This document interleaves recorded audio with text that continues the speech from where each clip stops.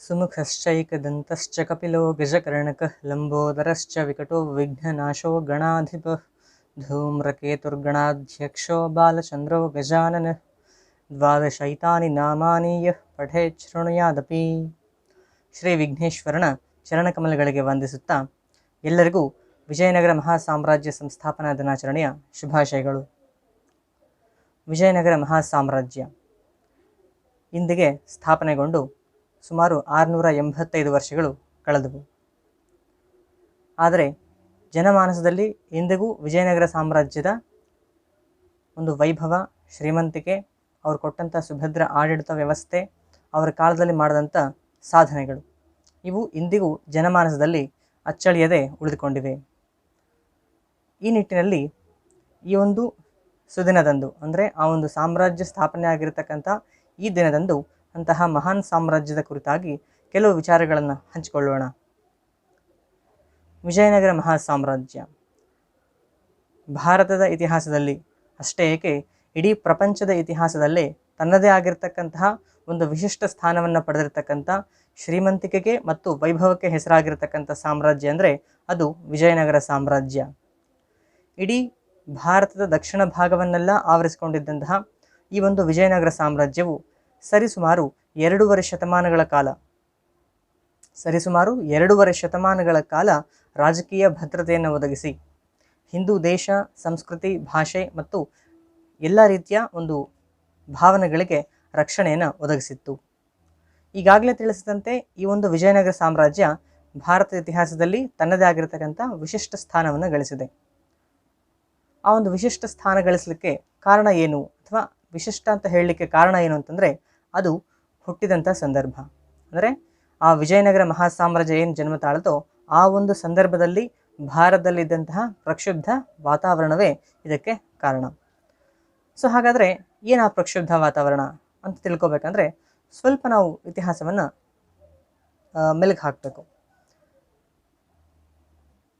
ಪ್ರಪಂಚದಲ್ಲಿ ಇಸ್ಲಾಂನ ಉದಯಗೊಂಡ ನಂತರ ಅದು ವಿಸ್ತರಣೆ ಆಗಬೇಕಾಗಿತ್ತು.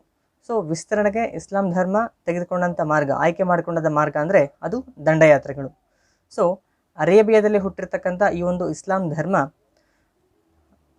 ಜಗತ್ತಿನ ವಿವಿಧ ದಿಕ್ಕುಗಳಲ್ಲಿ ದಂಡಯಾತ್ರೆಗಳನ್ನು ಕೈಗೊಳ್ತಾ ಕ್ರಮೇಣ ತನ್ನ ಒಂದು ವಿಸ್ತಾರವನ್ನು ಹೆಚ್ಚಿಸ್ಕೊಳ್ತಾ ಹೋಯಿತು. ಅದೇ ನಿಟ್ಟಿನಲ್ಲಿ ಭಾರತದ ಮೇಲೂ ದಂಡಯಾತ್ರೆಗಳನ್ನು ಕೈಗೊಂಡು ಇಲ್ಲೂ ಕೂಡ ತಮ್ಮ ಒಂದು ಅಧಿಕಾರವನ್ನು ಸ್ಥಾಪಿಸಬೇಕು ಅನ್ನೋಂಥ ಆಸೆ ಬಹು ಹಿಂದಿನಿಂದಲೂ ಇಸ್ಲಾಂ ಧರ್ಮೀಯರಿಗೆ ಅಥವಾ ಮೊಹಮ್ಮದಿಯ ಸುಲ್ತಾನರಿಗೆ ಇತ್ತು. ನಾವು ಉದಾಹರಣೆಗೆ ನೋಡೋದಾದರೆ ಕ್ರಿಸ್ತಶಕ 8ನೇ ಶತಮಾನದ ಕಾಲಘಟ್ಟದಲ್ಲೇ ಭಾರತದ ಮೇಲೆ ಆಕ್ರಮಣದ ಪ್ರಯತ್ನ ನಡೆದಿತ್ತು. ಆದರೆ ಅದು ಅಂದಿನ ಬಾದಾಮಿ ಚಾಲುಕ್ಯರ ಪ್ರಾಂತ್ಯಾಧಿಕಾರಿಯಾಗಿರ್ತಕ್ಕಂಥ ಅವನಿಜನಾಶ್ರಯ ಪುಲಿಕೇಶಿನ್ ಅನ್ನುವಂಥ ಒಬ್ಬ ಪ್ರಾಂತಾಧಿಕಾರಿಯಿಂದ ಆ ಒಂದು ದಂಡಯಾತ್ರೆ ಅಥವಾ ಒಂದು ಆಕ್ರಮಣ ವಿಫಲಗೊಳ್ತು. ಇನ್ನು ಕ್ರಿಸ್ತಶಕ 719 ನಡೆದಿರತಕ್ಕಂಥ ರಾವರ್ ಯುದ್ಧದ ಬಗ್ಗೆ ನಾವು ಕೂಡ ತಿಳ್ಕೊಬೋದು. ಸೊ ಈ ರೀತಿ ಅಂದರೆ ಅವಾಗ ಕ್ರಿಸ್ತಶಕ 8ನೇ ಶತಮಾನದಿಂದಲೇ ಪ್ರಯತ್ನಗಳು ಆರಂಭ ಆದವು. ಅದು ಮತ್ತಷ್ಟು ಮುನ್ನೆಲೆಗೆ ಬಂದಿದ್ದು ಕ್ರಿಸ್ತಶಕ 11ನೇ ಶತಮಾನದಲ್ಲಿ, ಅಂದರೆ ಮೊಹಮ್ಮದ್ ಘಜ್ನಿಯ ಆಳ್ವಿಕೆಯ ಟೈಮ್ನಲ್ಲಿ. ಸೊ ಮೊಹಮ್ಮದ್ ಘಜ್ನಿ ಭಾರತದ ಮೇಲೆ ಒಂದಲ್ಲ ಎರಡಲ್ಲ ಸರಿಸುಮಾರು 17 ಬಾರಿ ದಂಡಯಾತ್ರೆಗಳನ್ನು ಕೈಗೊಂಡು ಹಲವು ದೇವಾಲಯಗಳನ್ನು ಧ್ವಂಸ ಮಾಡಿ ಪ್ರಸಿದ್ಧ ರಾಜಮನೆತನಗಳನ್ನು ಸೋಲಿಸಿ ಹೇರಳವಾಗಿರ್ತಕ್ಕಂಥ ಸಂಪತ್ತನ್ನು ದೋಚಿಕೊಂಡು ತನ್ನ ಮೂಲ ಸ್ಥಾನಕ್ಕೆ ಹೋದ ಅಂತೇಳಿ ನಾವು ಇತಿಹಾಸದಲ್ಲಿ ತಿಳಿದಿದ್ದೇವೆ. ಇನ್ನು 12ನೇ ಶತಮಾನದಲ್ಲಿ ಘೋರ್ ಮನೆತನದ ಸುಲ್ತಾನನಾಗಿರ್ತಕ್ಕಂಥ ಮೊಹಮ್ಮದ್ ಘೋರಿ ಅವನು ಕೂಡ ಭಾರತದ ಮೇಲೆ ಅಧಿಕಾರವನ್ನು ಸ್ಥಾಪಿಸಬೇಕಂತೇಳಿ ದಂಡಯಾತ್ರೆಗಳನ್ನು ಕೈಗೊಂಡ. ಆದರೆ ಇಲ್ಲಿ ಘಜ್ನಿಗೂ ಮತ್ತು ಘೋರಿಗೂ ವ್ಯತ್ಯಾಸ ಏನಂದರೆ ಘಜ್ನಿ ಯಾವುದೇ ಕಾರಣಕ್ಕೂ ಭಾರತದಲ್ಲಿ ಅಧಿಕಾರವನ್ನು ಸ್ಥಾಪಿಸುವ ಒಂದು ಇಚ್ಛೆಯನ್ನು ಹೊಂದಿರಲಿಲ್ಲ. ಅವನ ಉದ್ದೇಶ ಸಂಪತ್ತಿನ ಲೂಟಿಯೇ ಆಗಿದ್ದರಿಂದ ಅವನು 17 ಬಾರಿ ದಂಡಯಾತ್ರೆ ಮಾಡಿದ್ರು. ಎಲ್ಲ ದಂಡಯಾತ್ರೆಗಳಲ್ಲೂ ಅವನ ಮುಖ್ಯ ಉದ್ದೇಶ ಏನಾಗಿತ್ತು? ದೇವಾಲಯಗಳ ಧ್ವಂಸ ಮತ್ತು ಸಂಪತ್ತಿನ ಲೂಟಿ. ಇದೇ ಕಾರ್ಯವನ್ನು ಅವನು ಮಾಡಿದ. ಆದರೆ 12ನೇ ಶತಮಾನದಲ್ಲಿ ಭಾರತದ ಮೇಲೆ ದಂಡಯಾತ್ರೆ ಕೈಗೊಂಡಂತಹ ಮೊಹಮ್ಮದ್ ಘೋರಿಯ ಉದ್ದೇಶ ಬೇರೆಯದಾಗಿತ್ತು. ಅವನಿಗೆ ಭಾರತದಲ್ಲಿ ಇಸ್ಲಾಂ ಸಾಮ್ರಾಜ್ಯವನ್ನು ಸ್ಥಾಪಿಸಬೇಕನ್ನೋಂಥ ಒಂದು ಆಸೆ ಇತ್ತು. ಅವನು ತನ್ನದೇ ಆಗಿರ್ತಕ್ಕಂಥ ಪ್ರಯತ್ನವನ್ನು ಕೂಡ ಮಾಡಿದ. ಆ ನಿಟ್ಟಿನಲ್ಲಿ ಪೃಥ್ವಿರಾಜ್ ಚೌಹಾಣನ ಕೂಡ ಮೊದಲನೇ ಯುದ್ಧದಲ್ಲಿ ತಾನು ಸೋತ, 2ನೇ ಯುದ್ಧದಲ್ಲಿ ಪೃಥ್ವಿರಾಜ್ ಚೌಹಾಣನ ಸೋಲಿಸಿದ. ಅಂದರೆ ಸೋಲಿಸಿದ್ರೂ ಕೂಡ ಅವನಿಗೆ ಇಲ್ಲಿ ಸಾಮ್ರಾಜ್ಯವನ್ನು ಸ್ಥಾಪನೆ ಮಾಡಲಿಕ್ಕೆ ಸಾಧ್ಯ ಆಗಲಿಲ್ಲ. ಆದರೆ ಅವನ ಅತ್ಯಂತ ನಿಷ್ಠನಾಗಿರ್ತಕ್ಕಂಥ ಕುತುಬುದ್ದೀನ್ ಐಬಕ್ನು ಕ್ರಿಸ್ತಶಕ 1206ರಲ್ಲಿ ಅಂದರೆ 13ನೇ ಶತಮಾನದ ಆರಂಭಿಕ ಕಾಲಘಟ್ಟದಲ್ಲಿ ಭಾರತದಲ್ಲಿ ಸಾಮ್ರಾಜ್ಯವನ್ನು, ದೆಹಲಿ ಸುಲ್ತಾನ ಸಾಮ್ರಾಜ್ಯವನ್ನು ಸ್ಥಾಪನೆ ಮಾಡಿದ. ಅದರ ಮೊದಲ ಮನೆತನ ಗುಲಾಮಿ ಮನೆತನ. ಸೊ ಈ ಒಂದು 13ನೇ ಶತಮಾನ ಏನು ಕಾಲ ಇದೆಯೋ ಆ 13ನೇ ಶತಮಾನದಲ್ಲಿ ಇಡೀ ಉತ್ತರ ಭಾರತ ಕ್ರಮೇಣವಾಗಿ ಇಸ್ಲಾಂ ಅಧಿಪತ್ಯಕ್ಕೆ ಒಳಪಡ್ತು. ಅಲ್ಲಿಗೆ ನಿಲ್ಲದೆ, ಯಾಕಂದರೆ ರಾಜ್ಯಾಧಿಕಾರ ವಿಸ್ತರಿಸ್ತಾ ಹೋಗಬೇಕು ಅನ್ನೋದು ಅರಸರ ಆಸೆ. ಆ ನಿಟ್ಟಿನಲ್ಲಿ ಅವರು ತಮ್ಮ ಒಂದು ಅಧಿಕಾರವನ್ನು ದಕ್ಷಿಣ ಭಾರತಕ್ಕೂ ಕೂಡ ತಿರುಗಿಸ್ಬೇಕು ಅಂತೇಳಿ. ಇದಿಷ್ಟನ್ನೆಲ್ಲ ಯಾಕೆ ಹೇಳ್ತಂದರೆ, ಇಷ್ಟೊತ್ತಿಗಾಗಲೇ ಉತ್ತರ ಭಾರತಾದ್ಯಂತ ಹಿಂದೂ ಧರ್ಮ ಮತ್ತು ಅದರ ಸಂಸ್ಕೃತಿ ಈ ಒಂದು ಇಸ್ಲಾಂನ ಬರ್ಬರ ದಾಳಿಗಳಿಗೆ ತುತ್ತಾಗಿ ನಲಗಿ ಹೋಗಿತ್ತು. ಸೊ ಈಗ ಉಳಿದುಕೊಂಡಿರ್ತಕ್ಕಂಥದ್ದು ದಕ್ಷಿಣ ಭಾರತದಲ್ಲಿ, ತನ್ನ ಪ್ರಾಮುಖ್ಯತೆ ಪ್ರಸಿದ್ಧಿಯನ್ನು ಉಳಿಸ್ಕೊಂಡಿದ್ದು ದಕ್ಷಿಣ ಭಾರತದಲ್ಲಿ. ಆದರೆ 14ನೇ ಶತಮಾನದ ಆರಂಭಿಕ ಕಾಲಘಟ್ಟದಲ್ಲಿ, ಆ ಸಮಯದಲ್ಲಿ ದೆಹಲಿ ಸಾಮ್ರಾಟ ಯಾರಾಗಿದ್ದ ಅಂದರೆ ಅಲ್ಲಾವುದ್ದೀನ್ ಖಿಲ್ಜಿ. ಕ್ರಿಸ್ತಶಕ 1296ರಿಂದ 1316 ಅವನ ಆಳ್ವಿಕೆ ಅವಧಿ. ಸೊ ಇವನು ದಕ್ಷಿಣ ಭಾರತವನ್ನು ತನ್ನ ವಶಕ್ಕೆ ತೆಗೆದುಕೊಳ್ಳಬೇಕು ಅನ್ನುವಂಥ ಒಂದು ನಿಟ್ಟಿನಲ್ಲಿ ಮೊದಲ ಬಾರಿಗೆ ದಕ್ಷಿಣ ಭಾರತ ಮೇಲೆ ದಂಡಯಾತ್ರೆ ಮಾಡಿರ್ತಕ್ಕಂಥ ಮೊದಲ ಸುಲ್ತಾನ ಅಲ್ಲಾವುದ್ದೀನ್ ಖಿಲ್ಜಿ. ಅವನು ಸ್ವತಃ ತಾನೇ ನೇರವಾಗಿ ದಂಡಯಾತ್ರೆ ಮಾಡದೆ ತನ್ನ ಸೇನಾದಂಡ ನಾಯಕನಾಗಿರ್ತಕ್ಕಂಥ ಮಲ್ಲಿಕಾಫರ್ನ ನೇತೃತ್ವದಲ್ಲಿ ಒಂದು ಅತಿ ಬೃಹತ್ ಸೈನ್ಯವನ್ನು ದಕ್ಷಿಣ ಭಾರತದ ರಾಜ್ಯಗಳ ಮೇಲೆ ದಂಡಯಾತ್ರೆ ಮಾಡಲಿಕ್ಕೆ ಕಳಿಸ್ತಾನೆ. ಸೊ ಆ ಸಮಯದಲ್ಲಿ ಈ ಒಂದು ದಕ್ಷಿಣ ಭಾರತದಲ್ಲಿ ಆಳ್ವಿಕೆ ಮಾಡ್ತಿದ್ದಂಥ ಸಾಮ್ರಾಜ್ಯಗಳು ಯಾವಂದರೆ ದೇವಗಿರಿಯ ಯಾದವರು, ವಾರಂಗಲ್ನ ಕಾಕತೀಯರು, ದ್ವಾರ ಸಮುದ್ರದ ಹೊಯ್ಸಳರು ಮತ್ತು ಮಧುರೆಯ ಪಾಂಡ್ಯರು. ಈ 4 ಮನೆತನಗಳು ಇಲ್ಲಿ ಆಳ್ವಿಕೆಯನ್ನು ನಡೆಸ್ತಾ ಇದ್ವು. ಆದರೆ ಮಲ್ಲಿಕಾಫರ್ನ ನೇತೃತ್ವದಲ್ಲಿ ಬಂದಂತಹ ಒಂದು ದೆಹಲಿಯ ಸೈನ್ಯ ಏನಿತ್ತು, ಅಲ್ಲಾವುದ್ದೀನ್ ಖಿಲ್ಜಿಯ ಸೈನ್ಯ, ಕ್ರಮೇಣ ಒಂದಾದ ಮೇಲೊಂದರಂತೆ ದಿಗ್ವಿಜಯಗಳನ್ನು ಸಾಧಿಸ್ತಾ 1317ರ ಸುಮಾರಿಗೆ ದೇವಗಿರಿಯ ಯಾದವರನ್ನು ಸಂಪೂರ್ಣವಾಗಿ ಸೋಲಿಸಿ ನಾಶ ಮಾಡಲಾಯಿತು. ಅದಾದ ಕೆಲವೇ ವರ್ಷಗಳಲ್ಲಿ, ಅಂದರೆ ಕೇವಲ 6 ವರ್ಷಗಳ ಅಂತರದಲ್ಲಿ, ಸುಮಾರು 1323ರ ಸುಮಾರಿಗೆ ವಾರಂಗಲ್ನ ಕಾಕತೀಯರ ಆಳ್ವಿಕೆ ಕೂಡ ಅಂತ್ಯಗೊಂಡಿತು. ಇದೇ ನಿಟ್ಟಿನಲ್ಲಿ ಮಧುರೆಯ ಪಾಂಡ್ಯರ ಮೇಲೂ ಕೂಡ ದಾಳಿ ಮಾಡಿದ್ರು, ಹೊಯ್ಸಳರ ಮೇಲೂ ದಾಳಿ ಮಾಡಿದ್ರು. ಆದರೆ ಹೊಯ್ಸಳರು ಸ್ವಲ್ಪ ತಡ್ಕೊಂಡಿದ್ದಾರೆ.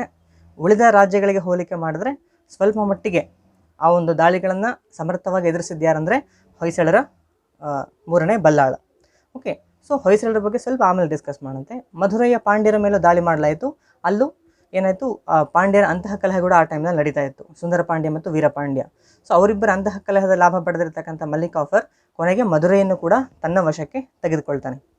ಸೊ ಯಾವಾಗ ಮಧುರೈ ಆ ಒಂದು ಸುಲ್ತಾನರ ವಶಕ್ಕೆ ಹೋಯಿತು, ಅಲ್ಲಿ ಒಂದು ಮುಸ್ಲಿಂ ರಾಜ್ಯ ಸ್ಥಾಪನೆ ಆಯಿತು ಕ್ರಿಸ್ತಶಕ 1334ರ ಸುಮಾರಿಗೆ.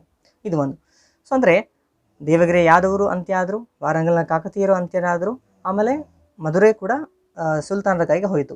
ಇನ್ನು ಉಳಿದುಕೊಂಡಿರ್ತಕ್ಕಂಥ ಒಂದು ಹಿಂದೂ ರಾಜ್ಯ ಅಂದರೆ ಅದು ಹೊಯ್ಸಳರ ಸಾಮ್ರಾಜ್ಯ.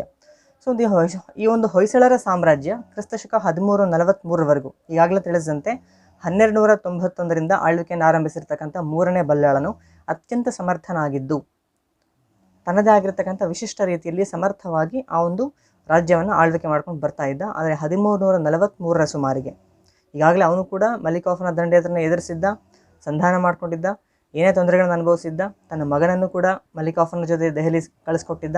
ಆ ಮಗ ವಾಪಸ್ ಬರ್ತಾನೆ ಇಲ್ಲ ಅಂತ ಒಂದು ಆತಂಕದಲ್ಲೂ ಇದ್ದ. ಬಟ್ ಅವನು ವಾಪಸ್ ಬರ್ತಾನೆ. ಸೊ ಆ ಒಂದು ಸವಿನೆನಪಿಗಾಗೆ ಒಂದು ವಿಜಯ ವಿರೂಪಾಕ್ಷಪುರ ಅಥವಾ ಇವತ್ತು ನಾವು ಹಂಪಿ ಅಂತ ಏನು ಕರಿತೀವೋ ಅದನ್ನು ಕಟ್ಟಿಸಿದ ಅನ್ನೋಂಥ ಒಂದು ವಿಚಾರಗಳನ್ನು ಕೂಡ ನಾವು ಇತಿಹಾಸದಲ್ಲಿ ಉಲ್ಲೇಖಿಸಲ್ಪಟ್ಟಿದೆ. ಅಂದರೆ 1343ರವರೆಗೂ ಅವನು ನೋಡಿಕೊಂಡ. 1343ರಲ್ಲಿ ಏನಾಗುತ್ತೆ ಅಂದರೆ ಈಗಾಗಲೇ ತಿಳಿದಂತೆ ಮಧುರೆಯಲ್ಲಿ ಹುಟ್ಟಿರ್ತಕ್ಕಂಥ ಆ ಒಂದು ಮುಸ್ಲಿಂ ರಾಜ್ಯ ಏನಿತ್ತು ಅದರ ಸುಲ್ತಾನ್, ಅದರ ದೊರೆ ಘಿಯಾಸುದ್ದೀನ್ ಅಂತಕ್ಕಂಥವ್ನು ಏನು ಮಾಡ್ತಾನೆ, ಈ ಒಂದು ಹೊಯ್ಸಳರ ವಿರುದ್ಧ ದಂಡಯಾತ್ರೆಯನ್ನು ಘೋಷಿಸ್ತಾನೆ. ಸೊ ಆಗ ಹೊಯ್ಸಳರ 3ನೇ ಬಲ್ಲಾಳನಿಗೂ ಮತ್ತು ಮಧುರೆಯ ಈ ಒಂದು ಘಿಯಾಸುದ್ದೀನ್ಗೂ ನಡುವೆ ನಡೆದಂಥ ಕಾಳಗ, ಅದು ತಿರುಚನಾಪಳ್ಳಿ ಕಾಳಗ ಅಂತ ಹೇಳ್ತೀವಿ. ಆ ತಿರುಚನಾಪಳ್ಳಿ ಕಾಳಗದಲ್ಲಿ 3ನೇ ಬಲ್ಲಾಳನು ವಿಜಯವನ್ನು ಸಾಧಿಸಿದರೂ ಕೂಡ ಮೋಸದಿಂದ ಕೊಲೆಯಾಗ್ತಾನೆ. ಅವನ ಶವಕ್ಕೂ ಕೂಡ ತೀವ್ರವಾಗಿರ್ತಕ್ಕಂಥ ಅವಮಾನ ಉಂಟಾಗುತ್ತೆ. ಅಂದರೆ ಅವನ ದೇಹದ ಚರ್ಮವನ್ನು ಸುಲಿಸಿ ಮಧುರೆಯ ಕೋಟೆ ಗೋಡೆಯ ಬಾಗಿಲಿಗೆ ಅದನ್ನು ಅವನ ಒಂದು ದೇಹವನ್ನು ನೇಣು ಹಾಕಲಾಯಿತು ಅಂತೇಳಿ ನೋಡ್ತೀವಿ. ಇದನ್ನೆಲ್ಲ ಯಾಕೆ ಹೇಳ್ತಿದ್ದೇನೆಂದರೆ, ವಿಜಯನಗರ ಸ್ಥಾಪನೆಗೊಂಡಂಥ ಸಮಯದಲ್ಲಿ ಭಾರತದ ಪರಿಸ್ಥಿತಿ ಯಾವ ರೀತಿ ಇತ್ತು ಅಂತೇಳಿ. ಸೊ ಅಂದಿಗೆ ಪರಿಕೀಯರಾಗಿರ್ತಕ್ಕಂಥ ಇಸ್ಲಾಂನ ಬರ್ಬರ ಆಕ್ರಮಣಗಳಿಗೆ ಇಡೀ ಭಾರತವೆಲ್ಲ ತುತ್ತಾಗಿ ಹಿಂದೂ ಧರ್ಮ ಅತ್ಯಂತ ಸಂಕಷ್ಟಮಯ ಪರಿಸ್ಥಿತಿಯಲ್ಲಿ ಇತ್ತು. ಇಂತಹ ಸಂಕಷ್ಟಮಯ ಪರಿಸ್ಥಿತಿಯಲ್ಲಿ ಉದ್ಭವಿಸಿದಂಥ ರಾಜ್ಯ ಯಾವುದಂದರೆ ವಿಜಯನಗರ. ಸೊ ಹಾಗಾಗಿ ಈ ನಿಟ್ಟಿನಲ್ಲಿ ವಿಜಯನಗರದ ಒಂದು ಸಾಧನೆ, ರಾಜಕೀಯ ಭದ್ರತೆ, ಕಲೆ ಮತ್ತು ಸಂಸ್ಕೃತಿಗಳಿಗೆ ಅದು ಕೊಟ್ಟಂಥ ಪೋಷಣೆ, ಈ ಎಲ್ಲ ಅಂಶಗಳ ಕುರಿತು ಇಲ್ಲಿ ಒಂದು ಚರ್ಚೆ ಮಾಡ್ತಕ್ಕಂಥದ್ದು ಅತ್ಯವಶ್ಯಕ ಅಂತೇಳಿ ಭಾವಿಸಿದ್ದೀವಿ.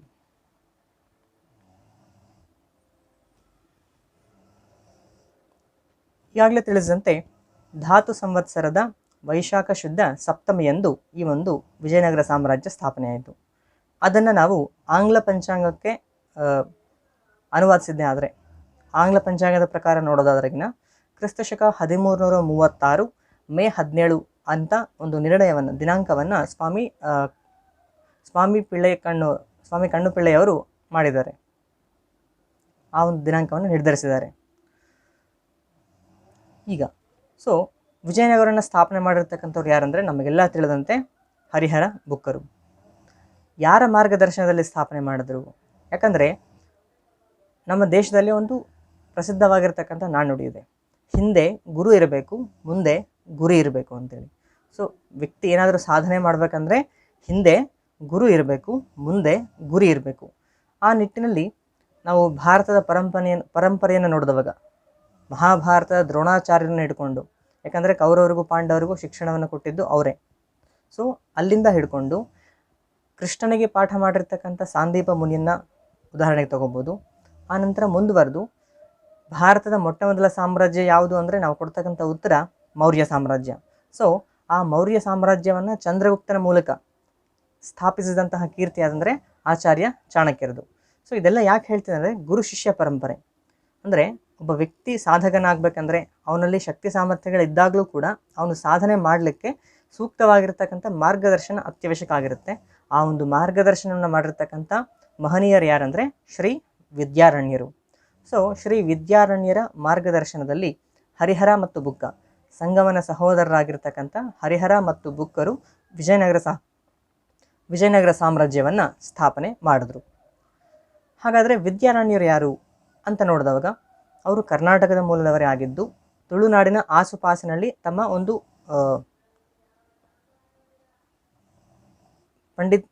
ಒಂದು ಗುರುತನ್ನು ಹೊಂದಿರತಕ್ಕಂಥವ್ರು.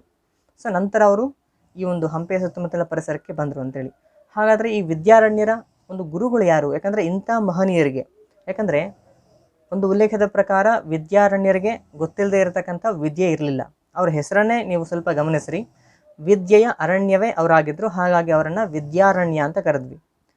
ಅಂದರೆ ವಿಶಾಲವಾಗಿರ್ತಕ್ಕಂಥ ಕಾಡು ಮರಗಳಿಂದ ಸಮೃದ್ಧಿಯಿಂದ ಹೇಗೆ ಕೂಡಿರುತ್ತೋ ಹಾಗೆ ಈ ಒಂದು ವಿದ್ಯಾರಣ್ಯರು ಹಲವು ವಿದ್ಯೆಗಳಿಂದ ಪರಿಪೂರ್ಣರಾಗಿದ್ದು ವಿದ್ಯಾರಣ್ಯ ಅನ್ನುವಂಥ ಒಂದು ಹೆಸರಿಗೆ ಪಾತ್ರರಾಗಿದ್ದರು. ಇವರು ಇಂಥ ವಿದ್ಯಾರಣ್ಯರಿಗೆ ಬೋಧನೆ ಮಾಡಿರ್ತಕ್ಕಂಥ ಗುರುಗಳು ಯಾರು ಅಂತ ನಾವು ನೋಡಿದವಾಗ ಸ್ವಾಮಿ ಶ್ರೀಕಂಠರು, ಶಂಕರಾನಂದರು, ಭಾರತೀ ತೀರ್ಥರು ಮತ್ತು ವಿದ್ಯಾತೀರ್ಥರು. ಈ ಎಲ್ಲ ಗುರುಗಳಲ್ಲಿ ವಿದ್ಯಾತೀರ್ಥರು ವಿದ್ಯಾರಣ್ಯರಿಗೆ ಅಚ್ಚುಮೆಚ್ಚಿನವರಾಗಿದ್ದರು. ಈ ವಿದ್ಯಾರಣ್ಯರು ಶಸ್ತ್ರ ಮತ್ತು ಶಾಸ್ತ್ರವಿದ್ಯೆ ಎರಡರಲ್ಲೂ ಕೂಡ ಪಾರಂಗತರಾಗಿದ್ದಂಥ ಒಬ್ಬ ಮಹನೀಯರಾಗಿದ್ದರು. ಇವರಿಗೆ ಗೊತ್ತಿಲ್ಲದೆ ಇರತಕ್ಕಂಥ ವಿಚಾರವೇ ಇರಲಿಲ್ಲ. ನಾವೇನು ವೈದಿಕ ಸಾಹಿತ್ಯ ಅಂತ ಏನು ಕರಿತೀವೋ, 4 ವೇದಗಳು, ಉಪವೇದಗಳು, ಷಡ್ ದರ್ಶನಗಳು, ಷಡಂಗಗಳು, ಉಪನಿಷತ್ತುಗಳು, ಪುರಾಣಗಳು, ಈ ಎಲ್ಲ ವಿಚಾರಗಳಲ್ಲಿ ತಮ್ಮದೇ ಆಗಿರ್ತಕ್ಕಂಥ ಪ್ರಕಾಂಡ ಪಾಂಡಿತ್ಯವನ್ನು ಗಳಿಸಿರ್ತಕ್ಕಂಥ ವ್ಯಕ್ತಿಯಾಗಿದ್ದು ಆಧ್ಯಾತ್ಮಿಕ ಸಾಧಕರು ಕೂಡ ಅವರಾಗಿದ್ದರು. ಅಂತಹ ಆಧ್ಯಾತ್ಮ ಶಕ್ತಿಯಿಂದ ಮತ್ತು ಕರ್ತೃತ್ವ ಶಕ್ತಿಯಿಂದ ಈ ಒಂದು ಸಂಗಮ ಸಹೋದರರಿಗೆ ರಾಜ್ಯ ಸ್ಥಾಪನೆಗೆ ಅವರು ಮಾರ್ಗದರ್ಶನವನ್ನು ಕೊಡ್ತಾರೆ ಅಂತೇಳಿ. ಹಾಗಾದರೆ ಇನ್ನು ಮುಂದುವರೆದು ಈ ಒಂದು ಸಾಮ್ರಾಜ್ಯದ ಲಾಂಛನದ ಕುರಿತಾಗಿ ನಾವು ಮಾತಾಡೋದಾದರೆ ವಿಜಯನಗರ ಸಾಮ್ರಾಜ್ಯದ ಲಾಂಛನ ಏನಾಗಿತ್ತು ಅಂದರೆ ವರಾಹವು ವಿಜಯನಗರ ಸಾಮ್ರಾಜ್ಯದ ಲಾಂಛನವಾಗಿತ್ತು. ಈ ವರಾಹ ಲಾಂಛನದ ಪ್ರಾಮುಖ್ಯತೆ ಮತ್ತು ವಿಶೇಷತೆ ಏನು ಅಂತೇಳಿ ಸ್ವಲ್ಪ ತಿಳ್ಕೊಳ್ಳೋಣ. ನಮ್ಮ ಭಾರತದ ಇತಿಹಾಸದಲ್ಲಿ ಸುವರ್ಣಯುಗವನ್ನು ಸೃಷ್ಟಿ ಮಾಡಿರ್ತಕ್ಕಂಥ ಗುಪ್ತರ ಲಾಂಛನವನ್ನು ನಾವು ನೆನಪಿಸ್ಕೊಳ್ಳೋದಾದರೆ ಅದು ಕೂಡ ವರಾಹ ಲಾಂಛನವೇ ಆಗಿತ್ತು. ಮುಂದುವರೆದು ಈಗ ತಾನೇ ಹೇಳಿದಂತೆ ಅಂದರೆ ಉತ್ತರಾಪಥೇಶ್ವರನಾಗಿರ್ತಕ್ಕಂಥ ಹರ್ಷವರ್ಧನನನ್ನು ಸೋಲಿಸಿ ಪರಮೇಶ್ವರ ಮತ್ತು ದಕ್ಷಿಣಾಪಥೇಶ್ವರ ಎಂಬಂಥ ಬಿರುದುಗಳನ್ನು ದಕ್ಕಿಸಿಕೊಂಡಿರ್ತಕ್ಕಂಥ ಕರ್ನಾಟಕದಿಂದ ಸಾಮ್ರಾಜ್ಯವನ್ನು ಸ್ಥಾಪನೆ ಮಾಡಿ ಗುಜರಾತ್, ಕಾಶ್ಮೀರ, ನೇಪಾಳ ಮತ್ತು ಈ ಒಂದು ಬಿಹಾರ್, ಒರಿಸ್ಸಾ ಅಂದರೆ ಅತಿ ವಿಶಾಲ ಹಲವು ದಿಕ್ಕುಗಳಿಗೆ ಸಾಮ್ರಾಜ್ಯವನ್ನು ವ್ಯಾಪಿಸಿ ವಿಶಾಲ ಸಾಮ್ರಾಜ್ಯದ ಕರ್ತೃಗಳಾಗಿದ್ದಂತಹ ಬಾದಾಮಿ ಚಾಲುಕ್ಯರು, ಒಂದು ಬಲಿಷ್ಠ ಸಾಮ್ರಾಜ್ಯವನ್ನು ಕಟ್ಟಿರ್ತಕ್ಕಂಥ ಬಾದಾಮಿ ಚಾಲುಕ್ಯರ ಲಾಂಛನವು ಕೂಡ ವರಾಹ ಲಾಂಛನವೇ ಆಗಿತ್ತು. ಇನ್ನು ಮುಂದುವರೆದು ನಾವು ಪುರಾಣಗಳಿಗೆ ಹೋಗೋದಾದರೆ ಶ್ರೀ ಮಹಾವಿಷ್ಣುವಿನ ಅವತಾರಗಳಲ್ಲಿ ಒಂದು ವರಾಹ ಅವತಾರ. ಹಿರಣ್ಯಾಕ್ಷ ಎಂಬ ರಾಕ್ಷಸನು ಅಧಿಕಾರ ಲಾಸೆಗಾಗಿ ಅಹಂಕಾರದಿಂದ ಭೂದೇವಿಯನ್ನು ಸಮುದ್ರದ ತಳಭಾಗದಲ್ಲಿ ಬಚ್ಚಿಡ್ತಾನೆ. ಇದು ಇಡೀ ಜಗತ್ತಿಗೆ ಕಂಟಕವನ್ನು ಉಂಟು ಮಾಡತಕ್ಕಂಥ ಒಂದು ಅಹಂಕಾರದ ವರ್ತನೆ ಆಗಿತ್ತು. ಆ ಸಂದರ್ಭದಲ್ಲಿ ಶ್ರೀ ಮಹಾವಿಷ್ಣುವು ವರಾಹಾವತಾರವನ್ನು ತಾಳಿ ಬಂದು ಆ ಭೂಮಿಯನ್ನು ಹಿರಣ್ಯಾಕ್ಷನನ್ನು ಕೊಂದು ಭೂದೇವಿಯನ್ನು ಕಾಪಾಡ್ತಾನೆ ಅನ್ನೋದು ಪುರಾಣದ ಉಲ್ಲೇಖ. ಅಂದರೆ ಈ ಎಲ್ಲ ನಿಟ್ಟಿನಲ್ಲೂ ವರಾಹ ತುಂಬ ಮುಖ್ಯವಾಗುತ್ತೆ. ಇನ್ನು ಮುಂದುವರೆದು ಈ ಮೊಹಮ್ಮದಿಯರಿಗೂ ಕೂಡ ವರಾಹ ಅಂತಕ್ಕಂಥದ್ದು ಅಸಹನೀಯ. ಅಂದರೆ ಆಗ ವಿಜೃಂಭಿಸುತ್ತಿದ್ದ ಮೊಹಮ್ಮದಿಯರ ಆಕ್ರಮಣಗಳಿಗೆ ಪ್ರತಿಭಟನೆಯ ರೂಪದಲ್ಲಿ ಕೂಡ ಈ ಒಂದು ವರಾಹ ಲಾಂಛನವನ್ನು ವಿಜಯನಗರದವರು ಹೊಂದಿದ್ರು ಅನ್ನೋಂಥ ಒಂದು ಅರ್ಥ ಕೂಡ ಇಲ್ಲಿ ವ್ಯಕ್ತ ಆಗುತ್ತೆ. ಸೊ ಇಂತಹ ವಿಶಿಷ್ಟವಾಗಿರ್ತಕ್ಕಂಥ ತನ್ನದೇ ಆಗಿರ್ತಕ್ಕಂಥ ಪ್ರಾಮುಖ್ಯತೆ ಹೊಂದಿರುವ ವರಾಹ ಲಾಂಛನವನ್ನು ವಿಜಯನಗರ ಸಾಮ್ರಾಜ್ಯದ ಅರಸರು ಹೊಂದಿದ್ರು. ಆ ವರಾಹದ ಜೊತೆಗೆ ಸೂರ್ಯ ಮತ್ತು ಚಂದ್ರರು ಕೂಡ ಆ ಲಾಂಛನದಲ್ಲಿದ್ದರು.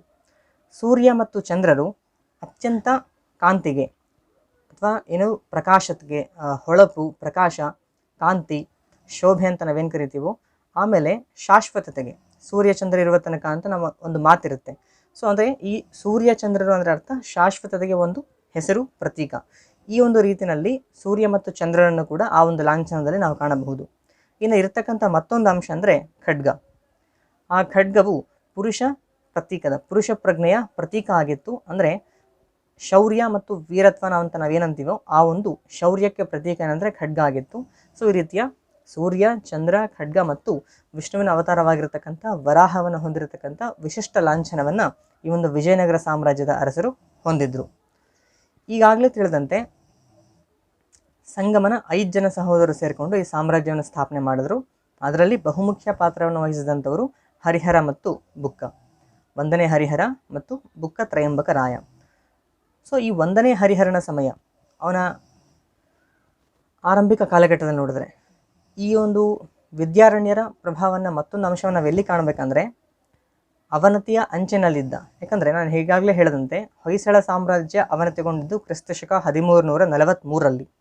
ಆ ನಂತರವೂ ಕೂಡ ಅವನ ಮಗ 3ನೇ ಬಲ್ಲಾಳನ ಮಗ 4ನೇ ವಿರೂಪಾಕ್ಷ ಬಲ್ಲಾಳನ ಆಳ್ವಿಕೆ ಮಾಡಿದರೂ ಕೂಡ ಅವನು ಅತ್ಯಂತ ಅಸಮರ್ಥನಾಗಿದ್ದು ಸುಮಾರು 1346ರ ಸುಮಾರಿಗೆ ಸಂಪೂರ್ಣವಾಗಿ ಅಧಿಕಾರವನ್ನು ಕಳ್ಕೊಳ್ತಾನೆ. ಆ ಒಂದು ಹೊಯ್ಸಳ ಸಾಮ್ರಾಜ್ಯ ನಾಶವಾಗುತ್ತೆ. ಅಂದರೆ ಹೊಯ್ಸಳ ಸಾಮ್ರಾಜ್ಯ ಇನ್ನೂ ನಾಶವಾಗಿರಲಿಲ್ಲ. ಅಂದರೆ ನಾಶವಾಗೋದಕ್ಕೆ 10 ವರ್ಷಗಳ ಮುಂಚೆ 1336ರಲ್ಲೇ ವಿಜಯನಗರ ಸಾಮ್ರಾಜ್ಯ ಸ್ಥಾಪನೆ ಆಯಿತು ಅಂತೇಳಿ. ಹಾಗಾದರೆ ವಿಜಯನಗರ ಸಾಮ್ರಾಜ್ಯಕ್ಕೆ ಏನು ಅನುಕೂಲವಾಗುವ ನಿಟ್ಟಿನಲ್ಲಿ, ಯಾಕಂದರೆ ಹೊಯ್ಸಳರಿಂದ ಕ್ರಮೇಣ ಅಧಿಕಾರವನ್ನು ವಿಜಯನಗರಕ್ಕೆ ವರ್ಗಾಯಿಸುವ ವಿಷಯದಲ್ಲೂ ಕೂಡ ವಿದ್ಯಾರಣ್ಯರು ವಹಿಸಿದಂಥ ಪಾತ್ರ ಅತ್ಯಂತ ಮುಖ್ಯವಾದ್ದಾಗಿರುತ್ತೆ.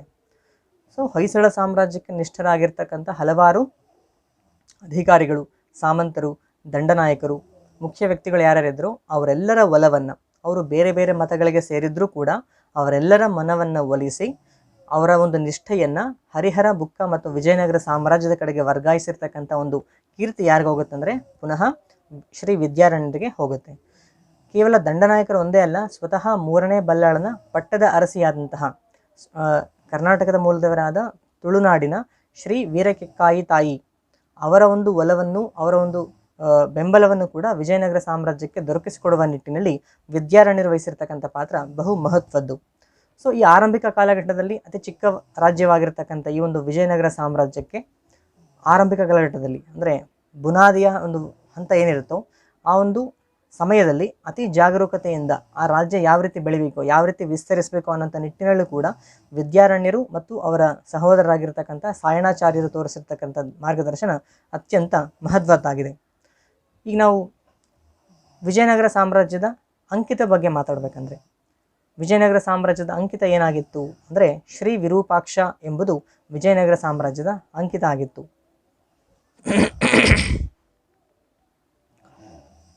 ಅಂದರೆ ಈ ಶ್ರೀ ವಿರೂಪಾಕ್ಷ ಅನ್ನುವ ಅಂಕಿತದ ಮೂಲಕ ಅದೇನು ಅರ್ಥವನ್ನು ವ್ಯಕ್ತಪಡಿಸುತ್ತೆ ಅಂದರೆ ಈ ಸಾಮ್ರಾಜ್ಯದ ಒಡೆಯ, ನಿಜವಾದ ಒಡೆಯ ಅಲ್ಲಿಯ ಹಂಪಿಯ ಅಧಿದೇವತೆಯಾಗಿರತಕ್ಕಂಥ ಶ್ರೀ ವಿರೂಪಾಕ್ಷನೇ ಹೊರತು ಬೇರಾರೂ ಅಲ್ಲ. ಕಣ್ಣಿಗೆ ಕಾಣುವ ಲೌಕಿಕ ಅರಸರು ಕೇವಲ ದೇವರ ಪ್ರತಿನಿಧಿಗಳಾಗಿದ್ದರೆ ಹೊರತು ಅವರು ದೊರೆಗಳಾಗಿರಲಿಲ್ಲ. ಆ ಒಂದು ವಿಜಯನಗರ ರಾಜ್ಯದ ನಿಜವಾದ ಅರಸ ಸಾಕ್ಷಾತ್ ಶ್ರೀ ವಿರೂಪಾಕ್ಷೇಶ್ವರ ಸ್ವಾಮಿಯೇ ಆಗಿದ್ದ ಅನ್ನುವಂಥ ಒಂದು ಅರ್ಥವನ್ನು ಪ್ರತಿನಿಧಿಸುವ ನಿಟ್ಟಿನಲ್ಲಿ ಆ ಒಂದು ಶ್ರೀ ವಿರೂಪಾಕ್ಷ ಎಂಬಂಥ ಒಂದು ಅಂಕಿತವನ್ನು ಕನ್ನಡದಲ್ಲಿಯೇ ವಿಜಯನಗರದ ಅರಸರು ಹಾಕ್ತಾ ಇದ್ರು ಅಂತೇಳಿ. ಇನ್ನು ವಿಜಯನಗರ ಸಾಮ್ರಾಜ್ಯವನ್ನು ಆಳಿದ ಮನೆತನಗಳ ಕುರಿತು ನಮಗೆಲ್ಲ ತಿಳಿದಿರುವಂತೆ ವಿಜಯನಗರ ಸಾಮ್ರಾಜ್ಯವನ್ನು ಒಟ್ಟು 4 ಮನೆತನಗಳು ಆಳ್ವಿಕೆ ಮಾಡಿವೆ. ಅದರಲ್ಲಿ ಸಂಗಮ, ಸಾಳ್ವ, ತುಳುವ ಮತ್ತು ಅರವೇಡು ಈ 4 ಮನೆತನಗಳು ವಿಜಯನಗರವನ್ನು ಆಳಿವೆ. ಸಂಗಮ ಮನೆತನದ ವಿಚಾರವನ್ನು ನೋಡೋದಾದರೆ ಕ್ರಿಸ್ತಶಕ 1336ರಿಂದ 1485ರವರೆಗೂ ಸರಿಸುಮಾರು 1.5 ಶತಮಾನಗಳ ಕಾಲ ಮೊದಲ ಮನೆತನವಾಗಿರತಕ್ಕಂಥ ಸಂಗಮ ಮನೆತನ ಆಳ್ವಿಕೆಯನ್ನು ನಡೆಸಿತು. ಅವರ ನಂತರ ಬಂದಿರತಕ್ಕಂಥದ್ದು ಸಾಳ್ವ ಮನೆತನ, ಅತ್ಯಂತ ಅಲ್ಪಾವಧಿ, ಕ್ರಿಸ್ತಶಕ 1485ರಿಂದ 1505ರವರೆಗೆ ಮಾತ್ರ ಆಳ್ವಿಕೆ ನಡೆಸಿರ್ತಕ್ಕಂಥದ್ದು ಸಾಳ್ವ ಮನೆತನ. ಆ ನಂತರ ಬರ್ತಕ್ಕಂಥದ್ದು 3ನೇ ಮನೆತನ, ಅದು ತುಳುವ ಮನೆತನ. ನಾವೇನು ವಿಜಯನಗರದ ಪ್ರಸಿದ್ಧ ಅರಸ ಶ್ರೀ ಕೃಷ್ಣದೇವರಾಯ ಅಂತ ನೋಡ್ತೀವಲ್ಲ, ಆ ಕೃಷ್ಣದೇವರಾಯ ಬರ್ತಕ್ಕಂಥದ್ದು ತುಳುವ ಮನೆತನಕ್ಕೆ. ಸೊ ಈ ಒಂದು ತುಳುವ ಮನೆತನದ ಆಳ್ವಿಕೆ ಕ್ರಿಸ್ತಶಕ 1505ರಿಂದ 1565ರ ತಾಳಿಕೋಟೆ ಯುದ್ಧದವರೆಗೂ ಕಾಣಬಹುದು. ಇನ್ನು ನಂತರ 4ನೇ ಮನೆತನ ಅರವೇಡು ಮನೆತನ, ಅದು 1570ರಿಂದ 1646ರವರೆಗೂ ಮುಂದುವರಿತು. ಸಾಮಾನ್ಯವಾಗಿ ತಾಳಿಕೋಟೆ ಯುದ್ಧ ನಂತರ ವಿಜಯನಗರ ಸಾಮ್ರಾಜ್ಯ ನಾಶವಾಗಿ ಹೋಯಿತು ಅನ್ನೋಂಥ ಒಂದು ವಿಚಾರವನ್ನು ನಾವು ಕಾಣ್ತೀವಿ. ಆದರೆ ಅದು ಸಂಪೂರ್ಣವಾಗಿ ನಾಶವಾಗಿರಲಿಲ್ಲ. ವಿಜಯನಗರ ಸಾಮ್ರಾಜ್ಯವು ತಾಳಿಕೋಟೆ ಯುದ್ಧದ ಮೂಲಕ ತನ್ನ ವೈಭವವನ್ನು ಕಳೆದುಕೊಂಡಿದೆ ಹೊರತು ಸಂಪೂರ್ಣವಾಗಿ ನಾಶವಾಗಿ ಹೋಗಲಿಲ್ಲ, ಅದು ಇನ್ನೂ ಉಳಿದಿತ್ತು. ಸೊ 4ನೇ ಮನೆತನವಾಗಿರತಕ್ಕಂಥ ಅರವೇಡು ಮನೆತನ ಇನ್ನೂ ಹೆಚ್ಚು ಕಡಿಮೆ 70 ವರ್ಷಗಳ ಕಾಲ ವಿಜಯನಗರದ ಆಡಳಿತವನ್ನು ಮುಂದುವರಿಸಿಕೊಂಡು ಹೋಯಿತು. ಸೊ ಆ ಒಂದು ವಿಜಯನಗರ ಸಾಮ್ರಾಜ್ಯದ ಕೊನೆಯ ಅರಸ 3ನೇ ಶ್ರೀರಂಗ ರಾಯ. ಇದು ಆ ವಿಜಯನಗರವನ್ನು ಆಳಿರ್ತಕ್ಕಂಥ ಪ್ರಮುಖ 4 ಮನೆತನಗಳ ವಿಚಾರ. ಇನ್ನು ನಾನು ಈಗಾಗಲೇ ತಿಳಿಸಿದಂತೆ ನಾವು ಯಾವುದೇ ಒಂದು ಐತಿಹಾಸಿಕ ಘಟನೆಯನ್ನು, ಒಂದು ಮಹಾನ್ ವಿಷಯವನ್ನು ಪ್ರತಿ ವರ್ಷ ಅಥವಾ ಒಂದು ಕಾಲಕ್ಕೆ ನೆನಪಿಗೆ ತಂದ್ಕೊಳ್ಳೋದಕ್ಕೆ ಉದ್ದೇಶ ಏನು ಅಂತಂದರೆ, ಆ ಒಂದು ಹಿಂದಿನ ಕಾಲಘಟ್ಟದಲ್ಲಿ ಹೊಂದಿದ್ದಂತಹ ಮೌಲ್ಯಗಳು, ಆದರ್ಶಗಳು ಹಾಗೂ ಪ್ರೇರಣೆ, ಅಂದರೆ ಅಂದಿನ ಸಾಧನೆಗಳಿಂದ ನಾವು ಏನು ಪ್ರೇರಣೆ ಪಡ್ಕೋಬೇಕು ಹಾಗೂ ವರ್ತಮಾನವನ್ನು ಯಾವ ರೀತಿ ರೂಪಿಸ್ಕೊಳ್ಬೇಕು ಅನ್ನೋಂಥ ಒಂದು ವಿಚಾರಧಾರೆಗಳು ನಮ್ಮನ್ನು ಪ್ರೇರೇಪಿಸಲಿ ಅನ್ನೋ ಉದ್ದೇಶದಿಂದ ನಾವೇನು ಮಾಡ್ತೀವಿ ಅಂದರೆ ಆ ಒಂದು ಆಚರಣೆಗಳನ್ನು ಮಾಡ್ತೀವಿ ಮತ್ತು ನೆನಪಿಗೆ ತಂದುಕೊಳ್ತೀವಿ.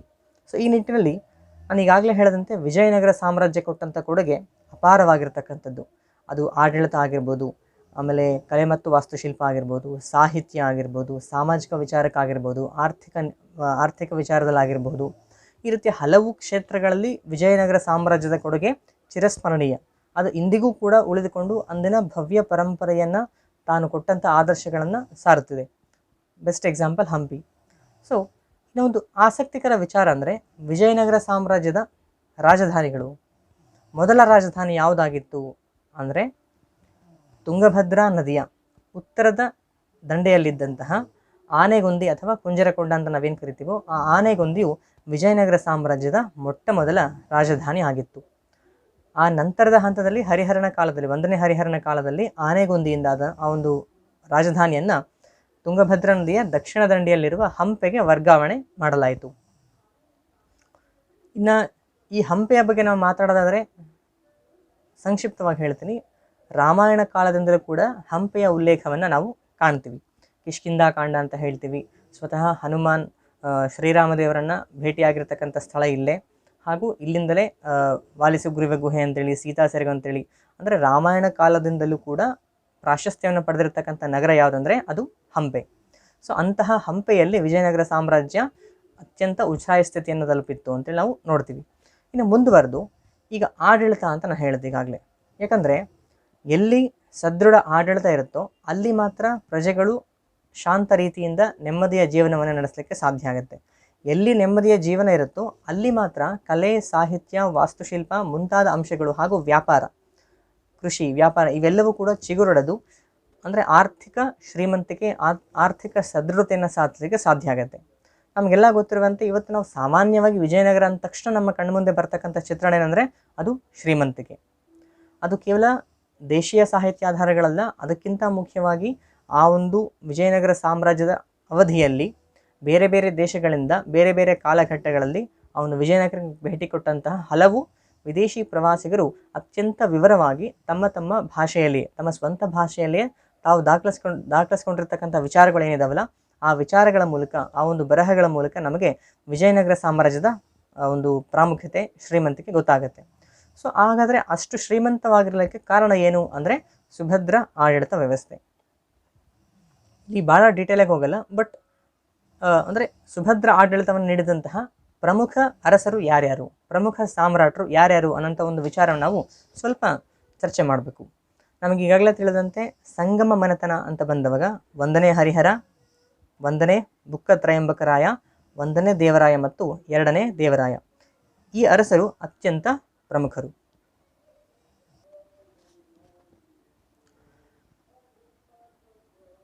ಒಂದು ಸಾಮ್ರಾಜ್ಯದ ಮೊದಲ ಅರಸ ಸ್ಥಾಪಕ 1ನೇ ಹರಿಹರ. ನಾನೀಗಾಗಲೇ ಹೇಳದಂತೆ ಅವನ ಅವಧಿಯಲ್ಲಿ ಚಿಕ್ಕ ರಾಜ್ಯವಾಗಿರ್ತಕ್ಕಂಥ ಈ ಒಂದು ವಿಜಯನಗರ ರಾಜ್ಯವು ಹಲವು ಪ್ರದೇಶಗಳನ್ನು ವಶಪಡಿಸ್ಕೊಳ್ತಾ ಹೋಗಿ ತನ್ನ ವಿಸ್ತಾರವನ್ನು ಹೆಚ್ಚಿಸ್ಕೊಳ್ತಾ ಹೋಯಿತು. ಆ ನಿಟ್ಟಿನಲ್ಲೂ ವಿದ್ಯಾರಣ್ಯರ ಪಾತ್ರ ಅತ್ಯಂತ ಪ್ರಮುಖವಾಗಿತ್ತು. ಅಂದರೆ ಈ ಸಾಮ್ರಾಜ್ಯವನ್ನು ವಿಸ್ತರಿಸುವ ನಿಟ್ಟಿನಲ್ಲಿ ಅವನಿಗೆ ಬೆನ್ನೆಲುಬಾಗಿ ನಿಂತವರು ಯಾರಂದರೆ ಅವನ 4 ಜನ ಸಹೋದರರು ಮತ್ತು ವಿದ್ಯಾರಣ್ಯರ ಮಾರ್ಗದರ್ಶನ. ಸೊ ಕಂಪಣನು ಉದಯಗಿರಿ ಸುತ್ತಮುತ್ತಲ ಪ್ರಾಂತ್ಯಗಳನ್ನು, ಯುವರಾಜನಾಗಿರ್ತಕ್ಕಂಥ 1ನೇ ತ್ರಯಂಬಕರಾಯ ಅಥವಾ ಬುಕ್ಕನು ಅವನು ದ್ವಾರ ಸಮುದ್ರದ ಸುತ್ತಮುತ್ತಲಿನ ಪ್ರದೇಶಗಳಲ್ಲೂ, ಹಾಗೂ ಮಾರಪ್ಪನು ಚಂದ್ರಗುತ್ತಿ ಸುತ್ತಮುತ್ತಲಿನ ಮಲೆರಾಜ್ಯವನ್ನು, ಹಾಗೂ ಕೊನೆಯ ಸಹೋದರನಾಗಿರ್ತಕ್ಕಂಥ ಮುದ್ದಪ್ಪನು ಕೋಲಾರ ಮುಳುಬಾಗಿಲು ಸುತ್ತಮುತ್ತಲ ಪ್ರದೇಶಗಳನ್ನು ನೋಡಿಕೊಂಡು ಇನ್ನೂ ತಮ್ಮ ರಾಜ್ಯ ವಿಸ್ತರಿಸಲಿಕ್ಕೆ ಅನುಕೂಲವನ್ನು ಮಾಡಿಕೊಟ್ರು. ಸೊ ಇದು 1ನೇ ಹರಿಹರನ ಕಾಲದಲ್ಲಿ ಆಗಿರ್ತಕ್ಕಂಥ ಅತಿ ಪ್ರಮುಖ ವಿಚಾರ ಅಂತೇಳಿ. ಇನ್ನು ಅವನು ವೇದಗಳ ಒಂದು ರಚನೆಯಲ್ಲಿ ಅಥವಾ ವೇದಗಳಿಗೆ ಭಾಷೆಗಳನ್ನು ರಚಿಸ್ತಕ್ಕಂಥ ಕೆಲಸವನ್ನು ಕೂಡ ಆರಂಭ ಮಾಡಿದ ಅಂತೇಳಿ ಹೇಳಲಾಗುತ್ತೆ. ಬಟ್ ಇದು 1ನೇ ಹರಿಹರನ ಮುಖ್ಯ ಘಟನೆ. ಇನ್ನು 2ನೇದು 1ನೇ ಬುಕ್ಕ ತ್ರಯಂಬಕರಾಯನ ಬಗ್ಗೆ ನಾವು ಮಾತಾಡಲೇಬೇಕು. 1356ರಿಂದ ಕ್ರಿಸ್ತಶಕ 1377ರವರೆಗೂ ಆಳ್ವಿಕೆ ನಡೆಸಿರ್ತಕ್ಕಂಥ 1ನೇ ತ್ರಯಂಬಕರಾಯನು ಈ ಒಂದು ಅತಿ ಮಹತ್ವದ ಆಡಳಿತವನ್ನು ಕೊಟ್ಟ ಅಂತೇಳಿ ಹೇಳ್ಬೋದು. ಅವನ ಕಾಲದ ಕೆಲವು ವಿಚಾರಗಳ ಬಗ್ಗೆ ನಾನು ಚರ್ಚೆ ಮಾಡೋಕ್ಕೆ ಇಷ್ಟಪಡ್ತೀನಿ. ಅದೇನಂದರೆ, ಮೊದಲನೇದಾಗಿ ಈ ಶ್ರೀ ವೈಷ್ಣವರಿಗೂ ಮತ್ತು ಜೈನರಿಗೂ ನಡುವೆ ಒಂದು ಕಲಹ ಉಂಟಾಗುತ್ತೆ. ಆ ಒಂದು ಕಲಹದಲ್ಲಿ ಸ್ವತಃ ಶ್ರೀ ವೈಷ್ಣವರು ಜೈನರ ಮೇಲೆ ಹಲ್ಲೆಯನ್ನು ಮಾಡಿ ಅವರಿಗೆ ತೊಂದರೆ ಆಗುವಂಥ ಕೆಲಸವನ್ನು ಶ್ರೀ ವೈಷ್ಣವರು ಮಾಡ್ತಾರೆ. ಈ ವಿಚಾರವಾಗಿ ಜೈನರು ತಮ್ಮ ಅಹವಾಲನ್ನು ಬುಕ್ಕರಾಯನ ಮುಂದೆ ಇಟ್ಟವಾಗ ಬುಕ್ಕರಾಯನು ಹಾಗೂ ವಿದ್ಯಾರಣ್ಯರು ಸ್ವತಃ ವೈದಿಕ ಮತ ಅನುಯಾಯಿಗಳಾಗಿದ್ದರೂ ಕೂಡ ಅನಗತ್ಯವಾಗಿರ್ತಕ್ಕಂಥ ಅನಪೇಕ್ಷಿತ ಪಕ್ಷಪಾತವನ್ನು ತೋರಿಸದೆ ನಿಜವಾಗ್ಲೂ ನ್ಯಾಯ ದೊರಕಬೇಕಾಗಿರ್ತಕ್ಕಂಥ ಜೈನರ ಕುರಿತಾಗಿ ಜೈನರ ಪರವಾಗಿ ನ್ಯಾಯ ತೀರ್ಮಾನವನ್ನು ಕೊಡ್ತಕ್ಕಂಥ ಕೆಲಸವನ್ನು ಯಾರು ಮಾಡ್ತಾನೆ ಅಂದರೆ 1ನೇ ಬುಕ್ಕ ತ್ರಯಂಬಕರಾಯನು ಮಾಡ್ತಾನೆ. ಇನ್ನು ಅಂದರೆ ಇದು ಏನು ತೋರಿಸ್ಕೊಡುತ್ತೆ ಅಂದರೆ ಅವರ ಮತೀಯ ಸಾಮರಸ್ಯತೆಗೆ ಹಾಗೂ ಹೃದಯ ವೈಶಾಲ್ಯತೆಗೆ. ತಾವು ಹಿಂದೂ ಧರ್ಮದ ಅನುಯಾಯಿಗಳಾಗಿದ್ದರೂ ಕೂಡ, ವೈದಿಕ ಮತ ಅನುಯಾಯಿಗಳಾಗಿದ್ದರೂ ಕೂಡ ಅನಗತ್ಯವಾಗಿರ್ತಕ್ಕಂಥ ಒಂದು ಪಕ್ಷಪಾತವನ್ನು ಅವರು ತೋರಿಸಲಿಲ್ಲ. ಅಂದರೆ ಇದು ಅವರ ಹೃದಯ ವೈಶಾಲ್ಯತೆ ಮತ್ತು ಒಂದು ಮತೀಯ ಸಾಮರಸ್ಯತೆಗೆ ಒಳ್ಳೆಯ ಉದಾಹರಣೆ ಅಂತೇಳಿ ಹೇಳ್ಬೋದು. ಇನ್ನು ಅವನ ಕಾಲದಲ್ಲಿ ಆಗಿರ್ತಕ್ಕಂಥ ಮತ್ತೊಂದು ಸಾಧನೆ ಅಂದರೆ ಅವನಿಗೊಂದು ಬಿರುದು ಬರುತ್ತೆ, ಹಿಂದೂ ರಾಯ ಸುರತ್ರಾಣ ಅಂತೇಳಿ. ಇದನ್ನು ಸ್ವತಃ ರೂಪಿಸಿದವರು ಯಾರಂದರೆ ವಿದ್ಯಾರಣ್ಯರು. ಅಂದರೆ ಮೊಹಮ್ಮದಿಯರ ಸುಲ್ತಾನ್ ಶಬ್ದಕ್ಕೆ ಸಂಸ್ಕೃತಾನುಕರಣ ಶಬ್ದ ಯಾವುದಂದರೆ ಸುರತ್ರಾಣ ಅಂತೇಳಿ. ಇಲ್ಲಿ ಸುರತ್ರಾಣ ಅಂದರೆ ದೇವೇಂದ್ರ ಅನ್ನೋಂಥ ಒಂದು ಅರ್ಥ ಕೂಡ ಬರುತ್ತೆ ಅಂತೇಳಿ. ಅಂದರೆ ಹಿಂದೂ ರಾಜರಿಗೆ ದೇವೇಂದ್ರ ಅಥವಾ ಚಕ್ರಾಧಿಪತಿಗಳು ಯಾರು ಅನ್ನೋದು ಅಂದರೆ ವಿಜಯನಗರದ ಅರಸರು ಅನ್ನೋಂಥ ಒಂದು ಅರ್ಥವನ್ನು ಇದು ಕಲ್ಪಿಸ್ಕೊಡುತ್ತೆ. ಅಂದರೆ ಈ ಒಂದು ವಿಶಿಷ್ಟ ಶಬ್ದವನ್ನು ನಾವು ಗಮನಿಸಬೇಕು. ಅಂದರೆ ಹಿಂದೂರಾಯ ಸುರತ್ರಾಣ ಅಂತೇಳಿ. ಮುಂದುವರೆದು ಪೂರ್ವ, ಪಶ್ಚಿಮ, ದಕ್ಷಿಣ ಸಮುದ್ರ ರಾಜ ಅನ್ನೋಂಥ ಒಂದು ಬಿರುದು ಯಾರಿಗಿರುತ್ತೆ ಅಂದರೆ 1ನೇ ಬುಕ್ಕ ರಾಯನಿಗೆ ಅಥವಾ 1ನೇ ಬುಕ್ಕ ತ್ರಯಂಬಕರಾಯನಿಗೆ ಇರುತ್ತೆ ಅಂತೇಳಿ. ಅಂದರೆ ಅವನು ಕೂಡ ತನ್ನ ಒಂದು ಕಾಲಾವಧಿಯಲ್ಲಿ ಅತ್ಯಂತ ಸಮರ್ಥ ಆಡಳಿತವನ್ನು ಒದಗಿಸ್ಕೊಟ್ಟ. ಈಗಾಗಲೇ 1347ರ ಸುಮಾರಿಗೆ ಬಹಮನಿ ರಾಜ್ಯ ಸ್ಥಾಪನೆಗೊಂಡು ಅಲ್ಲಾವುದ್ದೀನ್ ಹಸನ್ ಗಂಗು ಬಹುಮನಿ ಅದನ್ನು ಸ್ಥಾಪನೆ ಮಾಡ್ತಾನೆ. ಅಲ್ಲಿಂದ ಬಹಮನಿ ಮತ್ತು ವಿಜಯನಗರದ ನಡುವೆ ನಿರಂತರವಾಗಿ ದೋಅಬ್ ಪ್ರದೇಶ ಅಂತ ಹೇಳ್ತೀವಿ, ಕೃಷ್ಣ ಮತ್ತು ತುಂಗಭದ್ರಾ ನದಿಯ ನಡುವಿನ ಪ್ರದೇಶಗಳ ನಡುವಿನ ಒಂದು ಪ್ರದೇಶ ಆಗಿತ್ತು ದೋಅಬ್. ಅದಕ್ಕಾಗಿ ಅವ್ರು ಏನು ಮಾಡ್ತಾರೆ ಅಂದರೆ ನಿರಂತರವಾಗಿ ಸಂಘರ್ಷಗಳು ನಡೀತಾನೆ ಇರುತ್ತೆ. ಅದು ಮೂಲತಃ ವಿಜಯನಗರದ ಅಧೀನದಲ್ಲಿದ್ದು ಬಹಮನಿ ರಾಜ್ಯದ ಉದಯದ ನಂತರ ಪ್ರದೇಶಗಳನ್ನು ವಿಸ್ತರಿಸುವ ನಿಟ್ಟಿನಲ್ಲಿ ಹಾಗೂ ಅತ್ಯಂತ ಫಲವತ್ತಿಂದ ಕೂಡಿರ್ತಕ್ಕಂಥ ಆ ಪ್ರದೇಶವು ನಮಗೆ ಸಿಗಬೇಕು ಅಂತೇಳಿ ಬಹಮನಿ ರಾಜ್ಯ ಆಕ್ರಮಣ ಮಾಡೋಕ್ಕೆ ಸ್ಟಾರ್ಟ್ ಆದಾಗ ವಿಜಯನಗರ ಕೂಡ ಅದಕ್ಕೆ ಪ್ರತಿರೋಧವನ್ನು ತೋರಿಸ್ತಾ ಬರುತ್ತೆ. ಸೊ ಕಾಲಘಟ್ಟದಲ್ಲಿ ನಿರಂತರವಾಗಿ ಈ ಒಂದು ಪ್ರದೇಶಕ್ಕಾಗಿ ಯುದ್ಧ ನಡೀತಾ ಹೋಗುತ್ತೆ ಅಂತೇಳಿ. ಇನ್ನು 1ನೇ ದೇವರಾಯನು ಈ ಒಂದು ಮನೆತನದ ಪ್ರಮುಖ ಅರಸ. ಅವನ ಕಾಲದಲ್ಲಿ ಇಟಲಿಯ ನಿಕೋಲೋ ಕೊಂಟಿ ಅನ್ನುವಂಥ ಒಬ್ಬ ಪ್ರವಾಸಿಗ ಭೇಟಿಯನ್ನು ಕೊಟ್ಟು ಅವನು ವಿಜಯನಗರ ಸಾಮ್ರಾಜ್ಯ ಹಾಗೂ ಒಂದು ಹಂಪೆಯ ವೈಶಾಲ್ಯತೆ ಎಷ್ಟಿತ್ತು, ಏನು ಕತೆ, ಅದರ ಒಂದು ಸಮೃದ್ಧಿಯ ಬಗ್ಗೆ ತನ್ನದೇ ಆಗಿರ್ತಕ್ಕಂಥ ಮಾತುಗಳಲ್ಲಿ ಮೆಚ್ಚುಗೆಯನ್ನು ವ್ಯಕ್ತಪಡಿಸಿ ದಾಖಲೆಗಳನ್ನು ಬರಿತಾನೆ. ಇದು ಒಂದು. ಇನ್ನು 2ನೇ ದೇವರಾಯನ ಕಾಲದಲ್ಲಿ ಈಗಾಗಲೇ ಹೇಳಿದಂತೆ 2ನೇ ದೇವರಾಯ ಅತ್ಯಂತ ಪ್ರಸಿದ್ಧ ಅರಸ. ನಾವು ಸಾಮಾನ್ಯವಾಗಿ ವಿಜಯನಗರ ಅಂದ ತಕ್ಷಣ ಕೃಷ್ಣದೇವರಾಯನ ವಿಚಾರ ಮಾತಾಡ್ತೀವಿ. ಕೃಷ್ಣದೇವರಾಯನಿಗೂ ಮುಂಚೆಯೇ ಆ ಒಂದು ಸಾಮ್ರಾಜ್ಯಕ್ಕೆ ಸಮರ್ಥ ತಳಹದಿಯನ್ನು ಕೊಟ್ಟಂತಹ ಸಾಮ್ರಾಟ ಯಾರಂದರೆ ಅದು ಎರಡನೇ ದೇವರಾಯ. ಅವನನ್ನು ಪ್ರೌಢದೇವರಾಯ ಅಂತ ಕೂಡ ನಾವು ಕರಿತೀವಿ. ಆನಂತರ ಒಂದನೇ ಬುಕ್ಕ ತ್ರಯಂಬಕರಾಯನ ಟೈಮ್ನಲ್ಲಿ ನಡೆದಂಥ ಮತ್ತೊಂದು ಪ್ರಮುಖ ಘಟನೆ ಏನು ಅಂದರೆ, ಒಂದು ಸ್ವಲ್ಪ ಹೇಳೋದು ಮರ್ತಿದ್ದೆ. ಮಧುರೆಯ ಸುಲ್ತಾನ ಮುಬಾರಕ್ ಅಂತಕ್ಕಂಥವನು ಕಂಚಿ ಮತ್ತು ಶ್ರೀರಂಗಂ ಈ ಎರಡೂ ಪವಿತ್ರ ಸ್ಥಳಗಳ ಮೇಲೆ, ಹಿಂದೂ ಧರ್ಮದ ಪವಿತ್ರ ಸ್ಥಳಗಳ ಮೇಲೆ ದಾಳಿ ಮಾಡಿ, ದೇವಾಲಯಗಳ ಮೇಲೆ ದಾಳಿ ಮಾಡಿ ಅತ್ಯಾಚಾರ ಮತ್ತು ಹಿಂಸಾಚಾರ ಮಾಡೋದ್ರ ಜೊತೆಗೆ ದೇವಾಲಯಗಳನ್ನು ಲೂಟಿ ಮಾಡ್ತಾನೆ, ಕೊಳ್ಳೆ ಹೊಡಿತಾನೆ. ಇಂಥ ಒಂದು ಕಷ್ಟಕರ ಸಂದರ್ಭದಲ್ಲಿ ಶ್ರೀರಂಗಂನ ಅಧಿದೇವತೆಯಾಗಿರ್ತಕ್ಕಂಥ ಶ್ರೀ ರಂಗನಾಥ ಸ್ವಾಮಿಯ ಮೂರ್ತಿಯೊಂದಿಗೆ ವೇದಾಂತ ದೇಶಿಕರು, ಶ್ರೀ ವೈಷ್ಣವ ಆಚಾರ್ಯರಾಗಿರ್ತಕ್ಕಂಥ ಶ್ರೀ ವೇದಾಂತ ದೇಶಿಕರು ಪಲಾಯನವನ್ನು ಮಾಡ್ತಾರೆ. ಸೊ ಅಂಥ ಟೈಮ್ನಲ್ಲಿ ಬುಕ್ಕರಾಯನು ತನ್ನ ಮಗನಾಗಿರ್ತಕ್ಕಂಥ ವೀರ ಕಂಪಣನಿಗೆ ಆ ಒಂದು ವಿಚಾರವನ್ನು ನೋಡಿಕೊಳ್ಳೋ ನಿಟ್ಟಿನಲ್ಲಿ ಆದೇಶವನ್ನು ಕೊಡ್ತಾನೆ. ಆಗ ಕಂಪಣನು ಆ ಒಂದು ಮಧುರೆಯ ಮೇಲೆ ದಾಳಿ ಮಾಡಿ ಮುಬಾರಕ್ನನ್ನು ಕೊಂದು ಪುನಃ ಕಂಚಿ ಮತ್ತು ಶ್ರೀರಂಗಂಗಳಲ್ಲಿ ಯಥಾಸ್ಥಿತಿ ನೆಲೆಸುವಂತೆ ಮಾಡ್ತಾನೆ. ಈ ರೀತಿ ಅಂದರೆ ಹಿಂದೂ ಧರ್ಮಕ್ಕೆ ಉಂಟಾಗುತ್ತಿದ್ದಂತಹ ಹಾನಿಯನ್ನು, ಅಪಾಯವನ್ನು ಹೋಗಲಾಡಿಸಿ ಪುನಃ ಹಿಂದೂ ಧರ್ಮದ ರಕ್ಷಣೆ ಕೊಟ್ಟು ಸ್ಥಾಪನೆ ಕೊಡ್ತಕ್ಕಂಥ ಒಂದು ಕೆಲಸವನ್ನು ಯಾರು ಮಾಡ್ತಾರೆ ಅಂದರೆ ಒಂದನೇ ಕಂಪಣರಾಯ ಮಾಡ್ತಾನೆ. ಇದು ಅವನ ಪತ್ನಿಯಾಗಿರ್ತಕ್ಕಂಥ ಗಂಗಾದೇವಿ ಬರೆದಂತಹ ಮಧುರಾ ವಿಜಯಂ ಅಥವಾ ಅದರ ಇನ್ನೊಂದು ಹೆಸರು ವೀರ ಕಂಪಣರಾಯ ಚರಿತಂ ಅನ್ನುವಂಥ ಒಂದು ಕೃತಿಯಲ್ಲಿ ನಾವು ಇದನ್ನು ಕಾಣ್ಬೋದು. ಇದನ್ನು ಯಾಕೆ ಹೇಳ್ತಿದ್ದೇನೆಂದರೆ, ಇತ್ತೀಚಿನ ಕೆಲವು ಬರಹಗಾರರು ವಿಜಯನಗರ ಸಾಮ್ರಾಜ್ಯ ಸ್ಥಾಪನೆ ಆಗಿರ್ತಕ್ಕಂಥದ್ದು ಕೇವಲ ಧಾರ್ಮಿಕ ಉದ್ದೇಶದಿಂದ ಅಲ್ಲ, ಅಥವಾ ಅದರ ಮುಖ್ಯ ಉದ್ದೇಶ ರಾಜಕೀಯವಾಗಿತ್ತು. ಇತರ ಸಾಮ್ರಾಜ್ಯಗಳ ಸ್ಥಾಪನೆಯಂತೆ ಅದು ಕೂಡ ರಾಜಕೀಯ ಉದ್ದೇಶಕ್ಕೋಸ್ಕರನೇ ಸ್ಥಾಪನೆ ಆಗಿತ್ತು, ರಾಜಕೀಯ ಚಕ್ರಾಧಿಪತ್ಯ ಸ್ಥಾಪನೆ ಮಾಡಲಿಕ್ಕೆ ಅದು ಹುಟ್ಟಿಕೊಂಡಿತು ಅನ್ನೋಂಥ ಒಂದು ವಿಚಾರವನ್ನು ಪ್ರಸ್ತಾಪ ಮಾಡ್ತಾರೆ ಅಂತೇಳಿ. ಆದರೆ ಇಂಥ ಘಟನೆಗಳನ್ನು ನೋಡಿದವಾಗ ಒಂದು ವೇಳೆ ವಿಜಯನಗರ ಸಾಮ್ರಾಜ್ಯ ಅಸ್ತಿತ್ವದಲ್ಲಿ ಇಲ್ಲದೆ ಹೋಗಿದ್ರೆ ಕಂಚಿ ಮತ್ತು ಮಧುರೆಯ ಪರಿಸ್ಥಿತಿಗಳು ಏನಾಗ್ತಾ ಇತ್ತು ಅನ್ನೋದನ್ನು ಸ್ವಲ್ಪ ಗಮನದಲ್ಲಿ ಇಟ್ಕೋಬೇಕು. ಇದೊಂದೆಲ್ಲ ಇನ್ನೂ ಹಲವು ವಿಚಾರಗಳು ಬರ್ತವೆ. ಸೊ ಈ ನಿಟ್ಟಿನಲ್ಲಿ ಅಲ್ಲಿ ವಿಜಯನಗರ ಸಾಮ್ರಾಜ್ಯ ಅಸ್ತಿತ್ವದಲ್ಲಿ ಇದ್ದುದರಿಂದಲೇ ಕಂಚಿ ಮತ್ತು ಶ್ರೀರಂಗಮಗಳನ್ನು, ಮಧುರೆಗಳನ್ನು ಉಳಿಸಿಕೊಳ್ಳಲಿಕ್ಕೆ ಸಾಧ್ಯ ಆಯಿತು. ಅಲ್ಲಿ ಪುನಃ ಹಿಂದೂ ಧರ್ಮ ಅಸ್ತಿತ್ವಕ್ಕೆ ಬರಲಿಕ್ಕೆ, ನಿರಾತಂಕವಾಗಿ ಮುಂದುವರಿಯಲಿಕ್ಕೆ ಸಾಧ್ಯ ಆಯಿತು ಅನ್ನೋದನ್ನು ಒಂದು ಅಂಶ ನಾವು ಪರಿಗಣಿಸಬೇಕು. ಈಗಾಗಲೇ ಹೇಳಿದಂತೆ ಎರಡನೇ ದೇವರಾಯ, ಅವನ ಕಾಲದಲ್ಲೂ ಕೂಡ ಪರ್ಷಿಯಾದ ಪ್ರವಾಸಿ ಆಗಿರ್ತಕ್ಕಂಥ ಅಬ್ದುಲ್ ರಜಾಕ್ ಅಂತಕ್ಕಂಥನು ಆಡಳಿತಕ್ಕೆ ಸಾಮ್ರಾಜ್ಯಕ್ಕೆ ಭೇಟಿ ಕೊಡ್ತಾನೆ. ಪ್ರಪಂಚದಲ್ಲೇ ಇಂಥ ಸಾಮ್ರಾಜ್ಯವನ್ನು ನಾನು ಕಂಡಿಲ್ಲ, ದೇವರಾಯನಂತಹ ಅರಸ, ಎರಡನೇ ದೇವರಾಯನಂಥ ಅರಸ ಇಡೀ ಭಾರತದಲ್ಲಿಯೇ ಇಲ್ಲ, ತನ್ನ ಕಣ್ಣುಗಳು ಇಂಥ ಒಂದು ನಗರವನ್ನು ನೋಡಿಯೇ ಇಲ್ಲ ಅನ್ನೋಂಥ ಒಂದು ಮಾತುಗಳನ್ನು ಪರ್ಷಿಯಾದ ಅಬ್ದುಲ್ ರಜಾಕ್ ಹೇಳ್ತಾನೆ ಅಂತ ನಾವು ಕೇಳಿದ್ದೀವಿ. ಅಂದರೆ ಇವೆಲ್ಲ ಏನು ಹೇಳ್ತಿದ್ದೀವಿ ಅಂದರೆ, ಅವರು ಅತ್ಯಂತ ಪ್ರಾಮುಖ್ಯತೆಯನ್ನು ಕೊಟ್ಟು ರಾಜಕೀಯ ಸುಭದ್ರತೆಯನ್ನು ಸ್ಥಾಪಿಸಿ ಜನತೆ ನೆಮ್ಮದಿಯಿಂದ ಬಾಳಲಿಕ್ಕೆ ಬೇಕಾಗಿರ್ತಕ್ಕಂಥ ಒಂದು ಆಡಳಿತವನ್ನು, ಸುಭದ್ರವಾಗಿರ್ತಕ್ಕಂಥ ಆಡಳಿತವನ್ನು ಕೊಟ್ಟಿದ್ದರು. ಈ ಆಡಳಿತ ಅಂತ ಬಂದವಾಗ ಮತ್ತೊಂದು ಹೇಳಲೇಬೇಕಾಗಿರ್ತಕ್ಕಂಥ ಅಂಶ ಅಂದರೆ ಅಮರನಾಯಕರ ಪದ್ಧತಿ ಅಂತೇಳಿ.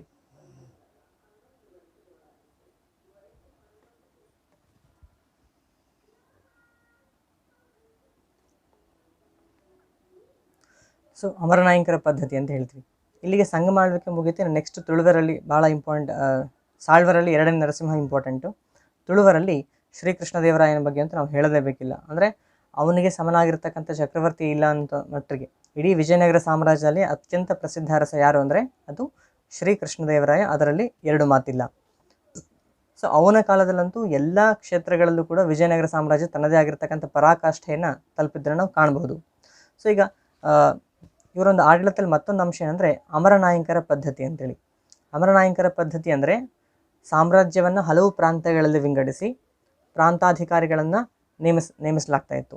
ಸೊ ಇಲ್ಲಿ ಆ ಪ್ರಾಂತ್ಯಾಧಿಕಾರಿಗಳು ಅವರ ಒಂದು ವ್ಯಾಪ್ತಿಯಲ್ಲಿ ಸಂಬಂಧಪಟ್ಟಂಥ ಪ್ರದೇಶದಲ್ಲಿ ನ್ಯಾಯ ತೀರ್ಮಾನವನ್ನು, ಕಂದಾಯ ವಸೂಲಿಯನ್ನು, ನೆಕ್ಸ್ಟು ಪೊಲೀಸ್ ಅಥವಾ ಶಾಂತಿ ಮತ್ತು ಭದ್ರತೆ ನೋಡಿಕೊಳ್ತಕ್ಕಂಥ ಎಲ್ಲ ವಿಚಾರಗಳನ್ನು ಅವರೇ ನೋಡಿಕೊಳ್ಬೇಕಾಗ್ತಿತ್ತು. ಅಂದರೆ ಇಲ್ಲಿ ಸ್ವಾಯತ್ತನ್ನು ಕೂಡ ಕೊಡಲಾಗಿತ್ತು, ಆ ಪ್ರಾಂತಾಧಿಕಾರಿಗಳಿಗೆ ಸ್ವಾಯತ್ತನ್ನು ಕೂಡ ಕೊಡಲಾಗಿತ್ತು. ಅವರು ಚಕ್ರವರ್ತಿಗೆ ನಿಷ್ಠರಾಗಿದ್ದು ನಿಗದಿತ ಕಪ್ಪ ಕಾಣಿಕೆಯನ್ನು ಸಲ್ಲಿಸಬೇಕಾಗ್ತಿತ್ತು. ಕೆಲವೊಂದು ಪ್ರಾಂತಾಧಿಕಾರಿಗಳಂತೂ ಸ್ವತಂತ್ರರು ಕೂಡ ಆಗಿದ್ದರು, ತಮ್ಮ ಒಂದು ವ್ಯಾಪ್ತಿಯಲ್ಲಿ ಸ್ವತಂತ್ರರಾಗಿದ್ದು ಅರಸನಿಗೆ ಅಥವಾ ಸಾಮ್ರಾಟನಿಗೆ ನಿಗದಿತ ಕಪ್ಪ ಕಾಣಿಕೆಯನ್ನು ಸಲ್ಲಿಸಬೇಕಾಗ್ತಾ ಇತ್ತು ಅಂತೇಳಿ. ಅಂದರೆ ಈ ಒಂದು ವಿಶಿಷ್ಟ ಪದ್ಧತಿಯನ್ನು ನಾವು ವಿಜಯನಗರ ಸಾಮ್ರಾಜ್ಯದ ಕಾಲದಲ್ಲಿ ಕಾಣ್ತೀವಿ ಆಡಳಿತದ ನಿಟ್ಟಿನಲ್ಲಿ. ಇನ್ನು ನೆಕ್ಸ್ಟು ಹೇಳಬೇಕಾಗಿರ್ತಕ್ಕಂಥ ವಿಚಾರ, ಕೃಷಿಗೆ ಅವ್ರು ಕೊಟ್ಟಂಥ ಕೊಡುಗೆ ಏನು? ಯಾಕಂದರೆ ನಾವು ಪರಂಪರಾನುಗತ ಭಾರತದ ಇತಿಹಾಸವನ್ನು ನೋಡಿದವಾಗ ರಾಜ್ಯದ ಮುಖ್ಯ ಆದಾಯದ ಮೂಲ ಏನಾಗಿತ್ತು ಅಂದರೆ ಅದು ಕೃಷಿ. ಸೊ ಈ ಕೃಷಿಯನ್ನು ಅದು ಕೇವಲ ರಾಜ್ಯದ ಆದಾಯದ ಮೂಲ ಮಾತ್ರ ಆಗಿರಲಿಲ್ಲ, ಮನುಷ್ಯರು ಜೀವಿಸಲಿಕ್ಕೆ ಬೇಕಾಗಿರತಕ್ಕಂಥ ಆಹಾರ ಧಾನ್ಯಗಳ ಮೂಲವೂ ಕೂಡ ಆಗಿತ್ತು. ಹಾಗಾಗಿ ಎರಡೂ ನಿಟ್ಟಿನಲ್ಲೂ ಕೃಷಿ ತನ್ನದೇ ಆಗಿರತಕ್ಕಂಥ ಪ್ರಾಮುಖ್ಯತೆಯನ್ನು ಪಡೆದುಕೊಂಡಿತ್ತು. ಸೊ ಆ ಒಂದು ಕೃಷಿಗೆ ಮೂಲವಾಗಿರ್ತಕ್ಕಂಥ ನೀರಾವರಿ ವ್ಯವಸ್ಥೆ ಕಡೆಗೆ ವಿಜಯನಗರದ ಅರಸರು ಅತಿ ಹೆಚ್ಚಿನ ಪ್ರಾಮುಖ್ಯತೆಯನ್ನು ಕೊಟ್ಟಿದ್ದರು. ಅವರ ಕಾಲಾವಧಿಯಲ್ಲಿ ಹಲವು ಕೆರೆಗಳನ್ನು ತೋಡಿಸಲಾಯಿತು. ಜೊತೆಗೆ ವಿಜಯನಗರ ಮುಖ್ಯ ನದಿ ಏನಿತ್ತಲ್ಲ ತುಂಗಭದ್ರಾ ನದಿ, ಆ ತುಂಗಭದ್ರಾ ನದಿಯಿಂದಾಗಿ ಹಲವು ಕಾಲುವೆಗಳನ್ನು ಕೂಡ ಕೊರೆಯಿಸಲಾಗಿತ್ತು. ಇದು ಒಂದು ವಿಚಾರ. ಅಗ್ರಿಕಲ್ಚರ್ ಸಂಬಂಧಪಟ್ಟಂಗೆ ಅಂದರೆ ಕೃಷಿಗೆ ಸಂಬಂಧಪಟ್ಟಂತೆ ಹಲವು ಕಾಲುವೆಗಳನ್ನು ಕೆರೆಗಳನ್ನು ತೋಡಿಸಿ ಒಂದು ಕೃಷಿಯು ಸಮೃದ್ಧವಾಗಿರುವಂಥವರು ನೋಡಿಕೊಂಡಿದ್ರು. ಹಾಗೂ ಯಾವ ವ್ಯಕ್ತಿಗಳು ಬಂಜರು ಭೂಮಿಯನ್ನು ಕೃಷಿ ಭೂಮಿಯನ್ನಾಗಿ ಪರಿವರ್ತನೆ ಮಾಡೋಕ್ಕೆ ಮುಂದೆ ಬರ್ತಾರೋ ಅಂತಹ ವ್ಯಕ್ತಿಗಳಿಗೆ ಹೆಚ್ಚಿನ ಪ್ರೋತ್ಸಾಹವನ್ನು ಮತ್ತು ರಿಯಾಯಿತಿಯನ್ನು ಕೂಡ ಕೊಡ್ತಕ್ಕಂಥ ಒಂದು ವಿಶಿಷ್ಟ ವ್ಯವಸ್ಥೆಯನ್ನು ನಾವು ವಿಜಯನಗರ ಸಾಮ್ರಾಜ್ಯದ ಕಾಲದಲ್ಲಿ ಕಾಣ್ತೀವಿ. ಇನ್ನು ಈ ಕೃಷಿಗೆ ಸಂಬಂಧಪಟ್ಟಂಥ ಮತ್ತೊಂದು ವಿಚಾರ ಏನಂದರೆ ತೆರಿಗೆ ಅಥವಾ ಭೂಕಂದಾಯ ಅಂತ ಏನು ಹೇಳ್ತೀವಿ ಅದು. ಭೂಕಂದಾಯ ಎಷ್ಟಿತ್ತು ಅಂದರೆ ಸಾಮಾನ್ಯವಾಗಿ 1/6 ಅಥವಾ 17% ಭೂಕಂದಾಯವನ್ನು ಅವರು ವಿಧಿಸ್ತಾ ಇದ್ದರು. ಮ್ಯಾಕ್ಸಿಮಮ್ ಕೆಲವೊಂದು ವಿಶಿಷ್ಟ ಸಂದರ್ಭಗಳಲ್ಲಿ ಬೇಕಾದರೆ ಆ ಒಂದು 1/6 ತೆರಿಗೆಯು ಹೆಚ್ಚಂದರೆ ಜಾಸ್ತಿ ಅಂದರೆ 1/4 ಹೋಗ್ತಾ ಇತ್ತು, ಅಂದರೆ 25%. ಸೊ 17ರಿಂದ 25% ನಡುವೆ ಮಾತ್ರ ಇರ್ತಾ ಇತ್ತು. ಅದೇ ನಾವು ಸುಲ್ತಾನರ ಟೈಮ್ನಲ್ಲಿ ನೋಡೋದಾದ್ರಿಗಿನ ಆಳ್ವಿಕೆಯಲ್ಲಿ ಸಾಮಾನ್ಯವಾಗಿ 33ರಿಂದ 50% ಇತ್ತು. ಇನ್ನು ಬ್ರಿಟಿಷ್ ಆಳ್ವಿಕೆ ವಿಚಾರಕ್ಕೆ ಬಂದರೆ 80% ಹೋದಂಥ ಉದಾಹರಣೆಗಳನ್ನು ನಾವು ಕಾಣ್ತೀವಿ ಬ್ರಿಟಿಷ್ ಭಾರತದಲ್ಲಿ. ಇದನ್ನು ಯಾಕೆ ನಾನು ಪ್ರಸ್ತುತ ಇಲ್ಲಿ ಹೇಳ್ತಾ ಇದ್ದೇನೆ ಅಂದರೆ ಉಲ್ಲೇಖಿಸ್ತಾ ಇದ್ದೇನೆ ಅಂದರೆ, ಯಾರಿಗೆ ಪ್ರಜೆಗಳ ಬಗ್ಗೆ ಕಾಳಜಿ ಇರುತ್ತೋ ಅಂಥ ಅರಸರ ಕೈಯಲ್ಲಿ ಮಾತ್ರ ಪ್ರಜೆಗಳು ನೆಮ್ಮದಿಯಿಂದ ಬಾಳಲಿಕ್ಕೆ ಸಾಧ್ಯ ಆಗುತ್ತೆ, ಅಲ್ಲಿ ಎಲ್ಲ ಸಮೃದ್ಧಿಯಿಂದ ಇರಲಿಕ್ಕೆ ಸಾಧ್ಯ ಆಗುತ್ತೆ ಅಂತೇಳಿ. ಅಂದರೆ ಪ್ರಜೆಗಳ ನಾಡಿ ಮಿಡಿತವನ್ನು ಅರಿತುಕೊಂಡು ಅವರು ಸುಖವಾಗಿ ಬಾಳಲಿಕ್ಕೆ ಬೇಕಾದಂಥ ರೀತಿಯಲ್ಲಿ ಆಡಳಿತವನ್ನು ನಡೆಸಿರ್ತಕ್ಕಂಥ ಶ್ರೇಯಸ್ಸು ಯಾರ್ದಂದರೆ ಶ್ರೀ ವಿಜಯನಗರ ಸಾಮ್ರಾಜ್ಯದ ಅರಸರದಾಗಿತ್ತು. ಸೊ ಇದು ಮತ್ತೊಂದು ಗಮನಿಸಬೇಕಾಗಿರ್ತಕ್ಕಂಥ ಮತ್ತೊಂದು ಪ್ರಮುಖ ಅಂಶ ಅಂತೇಳಿ. ಇನ್ನು ವ್ಯಾಪಾರದ ವಿಚಾರಕ್ಕೆ ಬರೋದಾದರೆ, ನಾನು ಈಗಾಗಲೇ ಹೇಳಿದಂತೆ ವ್ಯಾಪಾರವು ಕೂಡ ಈ ಒಂದು ವಿಜಯನಗರ ಶ್ರೀಮಂತಿಕೆಯನ್ನು ಸಾಧಿಸುವ ನಿಟ್ಟಿನಲ್ಲಿ ಪ್ರಮುಖ ಪಾತ್ರವನ್ನು ವಹಿಸಿತ್ತು. ಈ ವ್ಯಾಪಾರ ಅಂತ ಬಂದಾಗ ಆಂತರಿಕ ವ್ಯಾಪಾರ ಮತ್ತು ವಿದೇಶಿ ವ್ಯಾಪಾರ ಅಂತ 2 ಅಂಶಗಳು ಬರುತ್ತೆ, ಆಮದು ಮತ್ತು ರಫ್ತು ಅಂತ ಬರುತ್ತೆ.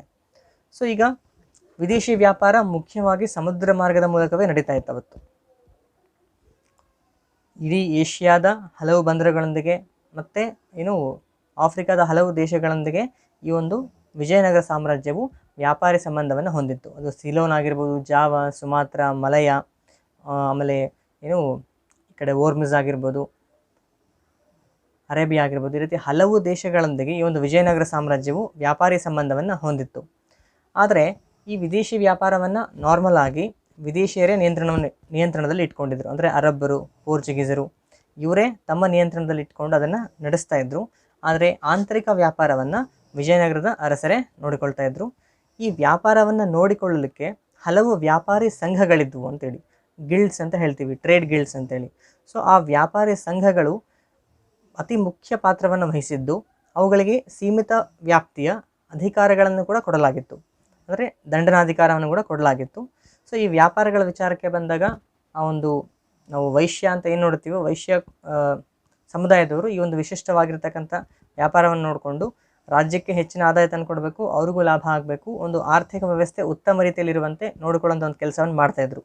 ಇನ್ನು ಹಲವು ವಿದೇಶಿ ವಿದ್ವಾಂಸರೇ ಉಲ್ಲೇಖಿಸಿರುವ ಪ್ರಕಾರ ಸಾಮಾನ್ಯವಾಗಿ ಒಂದೇ ವ್ಯಾಪಾರವನ್ನು ಮಾಡ್ತಕ್ಕಂಥ ಹಲವು ವ್ಯಕ್ತಿಗಳು ಒಂದೇ ಕಡೆ ವಾಸ ಮಾಡ್ತಕ್ಕಂಥ ಒಂದು ವ್ಯವಸ್ಥೆಯನ್ನು ನಾವು ಕಾಣ್ತೀವಿ. ಅಂದರೆ ಹತ್ತಿರ ಅಂದರೆ ಈಗ ಸಕ್ಕರೆ ವ್ಯಾಪಾರ ಮಾಡೋರೆಲ್ಲ ಒಂದೇ ಕಡೆ ವಾಸ ಮಾಡ್ತಕ್ಕಂಥದ್ದು, ಆನಂತರ ಎಣ್ಣೆ ವ್ಯಾಪಾರ ಮಾಡೋರೆಲ್ಲ ಒಂದು ಕಡೆ ವಾಸ ಮಾಡ್ತಕ್ಕಂಥದ್ದು, ಈ ರೀತಿಯ ಒಂದು ವ್ಯವಸ್ಥೆಯನ್ನು ವಿಜಯನಗರ ಸಾಮ್ರಾಜ್ಯದಲ್ಲಿ ಕಾಣಬಹುದು, ನಾವು ಕಾಣ್ತೀವಿ ಅಂತೇಳಿ ಹಲವು ವಿದೇಶಿಯರು ಉಲ್ಲೇಖವನ್ನು ಮಾಡಿದ್ದಾರೆ.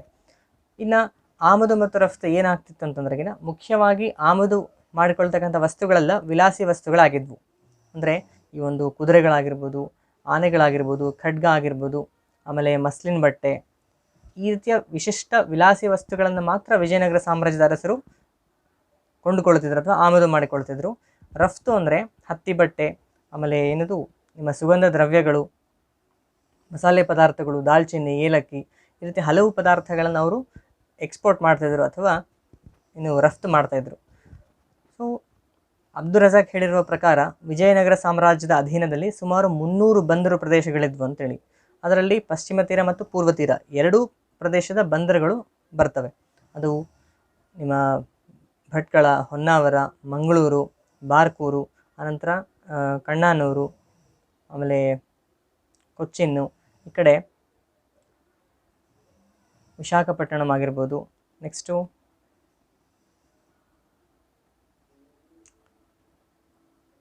ಮತ್ತು ಹಲವು ವಿಚಾರಗಳು, ಅಂದರೆ ಹಲವು ಬಂದರುಗಳನ್ನು ವಿಜಯನಗರ ಸಾಮ್ರಾಜ್ಯದ ಅರಸರು ತಮ್ಮ ಅಧೀನದಲ್ಲಿ ಇಟ್ಕೊಂಡಿದ್ದು ಅಂತೇಳಿ. ಇವೆಲ್ಲ ಪ್ರಮುಖ ಬಂದರುಗಳಾಗಿದ್ದು ಅತಿ ಹೆಚ್ಚಿನ ಪ್ರಮಾಣದ ವಿದೇಶಿ ವ್ಯಾಪಾರವನ್ನು ಕೈಗೊಳ್ತಾ ಇದ್ದರು. ಸ್ವತಃ ವಿಜಯನಗರ ಸಾಮ್ರಾಜ್ಯದ ಅರಸರು ಹಡಗು ತಯಾರಿಕಾ ಒಂದು ವಿಚಾರದಲ್ಲೂ ಕೂಡ ಹಿಡಿತವನ್ನು ಹೊಂದಿದ್ರು ಅಂತೇಳಿ. ಅವ್ರ ಟೈಮ್ನಲ್ಲಿ ಒಳ್ಳೆ ಶಿಪ್ ಬಿಲ್ಡಿಂಗ್ ನಡೀತಾ ಇತ್ತು ಅಂತೇಳಿ. ಹಡಗು ತಯಾರಿಕಾ ಕಂಪನಿ ಅಥವಾ ಒಂದು ಕೈಗಾರಿಕೆ ಕೂಡ ಅಸ್ತಿತ್ವದಲ್ಲಿತ್ತು ಅನ್ನೋ ಒಂದು ಉಲ್ಲೇಖವನ್ನು ಕೂಡ ನಾವು ಕಾಣ್ತೀವಿ. ಅಂದರೆ ಇವೆಲ್ಲ ಯಾಕೆ ಹೇಳ್ತೀವಿ ಅಂದರೆ ಅವ್ರ ಕಾಲದಲ್ಲಿ ಎಷ್ಟರ ಮಟ್ಟಿಗೆ ವ್ಯಾಪಾರಕ್ಕೆ, ವಾಣಿಜ್ಯಕ್ಕೆ, ನೆಕ್ಸ್ಟ್ ತಂತ್ರಗಾರಿಕೆಗೆ ಪ್ರಾಮುಖ್ಯತೆಯನ್ನು ಕೊಡಲಾಗಿತ್ತು ಅನ್ನೋದು ನಾವು ನೋಡ್ಬೋದು. ಇನ್ನು ಮುಂದುವರೆದು ನೋಡೋದಾದರೆ ಸಾಹಿತ್ಯಕ್ಕೆ ಸಂಬಂಧಪಟ್ಟಂತೆ ನಾನು ಈಗಾಗಲೇ ಹೇಳಿದಂತೆ ವಿಜಯನಗರ ಸಾಮ್ರಾಜ್ಯದ ಕುರಿತಾಗಿ ನಾವು ನೋಡಬೇಕಂದ್ರೆ ಸಾಹಿತ್ಯ ಬಹುಮುಖ್ಯವಾಗಿರ್ತಕ್ಕಂಥದ್ದು. ಅಂದರೆ ಭಾಷೆ ಮತ್ತು ಲಿಪಿ ಇವೆರಡರ ಒಂದು ಬೆಳವಣಿಗೆ, ಅಭಿವೃದ್ಧಿಗೆ ವಿಜಯನಗರ ಸಾಮ್ರಾಜ್ಯದ ಅರಸರ ಕೊಡುಗೆ ಅಪಾರವಾಗಿರ್ತಕ್ಕಂಥದ್ದು. ಸ್ವತಃ ವಿಜಯನಗರದ ಬಗ್ಗೆ ನಾವು ಅಧ್ಯಯನ ಮಾಡಬೇಕಂದ್ರೂ ಕೂಡ ಹಲವಾರು ಲೆಕ್ಕವಿಲ್ಲದಷ್ಟು ಅಸಂಖ್ಯಾತ ಸ್ವದೇಶಿ ಸಾಹಿತ್ಯಾಧಾರಗಳನ್ನು ನಾವು ಕಾಣ್ತೀವಿ. ಅದು ಸ್ವತಃ ಈ ಒಂದು ಹೇಳಿದಿಲ್ಲ ವಿಜಯನಗರ ಸ್ಥಾಪನೆಗೆ ಕಾರಣೀಭೂತರಾಗಿರ್ತಕ್ಕಂಥ ವಿದ್ಯಾರಣ್ಯರಿಂದ ಹಿಡ್ಕೊಂಡು ಹಲವು ಮಹಾನ್ ಸಾಮ್ರಾಟರು ಕೂಡ ತಮ್ಮದೇ ಆಗಿರ್ತಕ್ಕಂಥ ಹಲವು ಕೃತಿಗಳನ್ನು ರಚಿಸಿದ್ದಾರೆ. ಉದಾಹರಣೆಗೆ ಹೇಳೋದಾದರೆ ವಿದ್ಯಾರಣ್ಯ ವೃತ್ತಾಂತ, ಸರ್ವದರ್ಶನ ಸಂಗ್ರಹ, ಶಂಕರ ವಿಜಯಂ, ಈ ರೀತಿ ಹಲವು ಕೃತಿಗಳನ್ನು ಸ್ವತಃ ವಿದ್ಯಾರಣ್ಯರೇ ಬರೆದಿರೋದನ್ನು ನಾವು ಕಾಣ್ತೀವಿ. ಅವರ ಸಹೋದರರಾಗಿರ್ತಕ್ಕಂಥ ಸಾಯಣಾಚಾರ್ಯರು ಕೂಡ ಹಲವಾರು ಕೃತಿಗಳನ್ನು ರಚಿಸಿದ್ದಾರೆ. ಆಯುರ್ವೇದ ಸುಧಾನಿಧಿ ಇರ್ಬೋದು, ಆಮೇಲೆ ಯಜ್ಞತಂತ್ರ ಸುಧಾನಿಧಿ ಆಗಿರ್ಬೋದು, ಪ್ರಾಯಶ್ಚಿತ್ತ ಸುಧಾನಿಧಿ ಇರ್ಬೋದು. ಆ ಒಂದೊಂದು ಪುಸ್ತಕವೂ ಕೂಡ ಒಂದೊಂದು ವಿಚಾರಗಳನ್ನು ಕುರಿತಾಗಿ ಹೇಳುತ್ತೆ. ಅಂದರೆ ಫಾರ್ ಎಕ್ಸಾಂಪಲ್ ಆಯುರ್ವೇದ ಸುಧಾನಿಧಿ ಅಂತಂದರೆ ಮನುಷ್ಯನಿಗೆ ಅನಾರೋಗ್ಯ ಉಂಟಾದಾಗ ಯಾವ ರೀತಿ ರೋಗವನ್ನು ನಿವಾರಿಸಿಕೊಳ್ಳಬಹುದು, ಹಾಗೂ ರೋಗ ಉಂಟಾಗದೇ ಇರುವ ನಿಟ್ಟಿನಲ್ಲಿ ಯಾವ ರೀತಿಯ ಜೀವನ ಶೈಲಿಯನ್ನು, ಯಾವ ರೀತಿಯ ಆಹಾರ ಪದ್ಧತಿಯನ್ನು ಅಳವಡಿಸ್ಕೊಳ್ಬೇಕು ಅನ್ನೋ ನಿಟ್ಟಿನಲ್ಲಿ ಹಲವು ಪ್ರಮುಖ ಅಂಶಗಳನ್ನು ಹೊಂದಿರುವಂಥ ಕೃತಿ ಯಾವುದಂದರೆ ಆಯುರ್ವೇದ ಸುಧಾನಿಧಿ. ಇನ್ನು ಮುಂದುವರೆದು ಈಗಾಗಲೇ ಹೇಳಿದಂತೆ ಪ್ರಾಯಶ್ಚಿತ್ತ ಸುಧಾನಿಧಿ ಅಂದರೆ ಹಿಂದೂ ಧರ್ಮದಿಂದ ಹಲವಾರು ಕಾರಣಗಳಿಂದಾಗಿ ಬೇರೆ ಧರ್ಮಕ್ಕೆ ಮತಾಂತರಗೊಂಡಂಥ ವ್ಯಕ್ತಿಗಳು ಶಾಶ್ವತವಾಗಿ ಹಿಂದೂ ಧರ್ಮದಿಂದ ದೂರ ಉಳಿಯುವ ಅವಶ್ಯಕತೆ ಇಲ್ಲದೆ ಪುನಃ ಅವರು ಸ್ವಧರ್ಮಕ್ಕೆ ವಾಪಸ್ಸಾಗಲು ಅವಶ್ಯಕವಾಗಿರ್ತಕ್ಕಂತಹ ಒಂದು ವಿಧಿಯನ್ನು ತಿಳಿಸಿಕೊಡ್ತಕ್ಕಂಥ ಕೃತಿ ಯಾವುದಂದರೆ ಪ್ರಾಯಶ್ಚಿತ್ತ ಸುಧಾನಿಧಿ ಅಂತೇಳಿ. ಇನ್ನು ಮುಂದುವರೆದು ಯಜ್ಞತಂತ್ರ ಸುಧಾನಿಧಿ ಅಂತ ಹೇಳಿದೆ. ಅಂದರೆ ಯಜ್ಞ ಅಂತಕ್ಕಂಥದ್ದು ಮನುಷ್ಯನ ಜೀವನದಲ್ಲಿ ಎಷ್ಟು ಇಂಪಾರ್ಟೆಂಟು, ಅದನ್ನು ಯಾಕೆ ಮಾಡಬೇಕು, ಯಾಕೆ ಮಾಡಬಾರ್ದು, ಅದರ ಪ್ರಾಮುಖ್ಯತೆ ಏನು, ಈ ರೀತಿ ಹಲವು ವಿಚಾರಗಳನ್ನು ತಿಳಿಸಿಕೊಡ್ತಕ್ಕಂಥದ್ದು ಯಾವುದಂದರೆ ಯಜ್ಞತಂತ್ರ ಸುಧಾನಿಧಿ ಅಂತೇಳಿ. ಈ ರೀತಿಯ ಹಲವು ವಿಚಾರಗಳಿಗೆ ಸಂಬಂಧಪಟ್ಟಿರ್ತಕ್ಕಂಥ ಆಮೇಲೆ ಪುರುಷಾರ್ಥ ಸುಧಾನಿಧಿ ಅಂತಕ್ಕಂಥದ್ದು ಮತ್ತೊಂದು ಕೃತಿಯನ್ನು ಸಾಯಣಾಚಾರ್ಯರು ಬರೆದಿದ್ದಾರೆ. ಈ ಪುರುಷಾರ್ಥ ಸುಧಾನಿಧಿ ಅಂದರೆ ನಾವು ಹೇಳದಂತೆ ಚತುರ್ಪುರುಷಾರ್ಥಗಳು ಧರ್ಮ, ಅರ್ಥ, ಕಾಮ ಮತ್ತು ಮೋಕ್ಷ ಅಂತ ಏನು ನೋಡ್ತೀವೋ ಈ 4 ಪುರುಷಾರ್ಥಗಳು ಮನುಷ್ಯನಿಗೆ ಏಕೆ ಅವಶ್ಯಕ, ಅವುಗಳನ್ನು ಅಂದರೆ ವೇದಗಳಿಂದ ಅವುಗಳ ಅಂಶಗಳನ್ನು ತೆಗೆದುಕೊಂಡು ಅತ್ಯಂತ ಸರಳ ರೀತಿಯಲ್ಲಿ ಸಾಮಾನ್ಯರು ಕೂಡ ಅರ್ಥವಾಗುವ ನಿಟ್ಟಿನಲ್ಲಿ ಒಂದು ಸರಳೀಕೃತ ಸಂಸ್ಕೃತದಲ್ಲಿ ನಡೆಸಿರ್ತಕ್ಕಂಥ ಸಾಧನೆ ಯಾರಂದರೆ ಸಾಯಣಾಚಾರ್ಯರದು.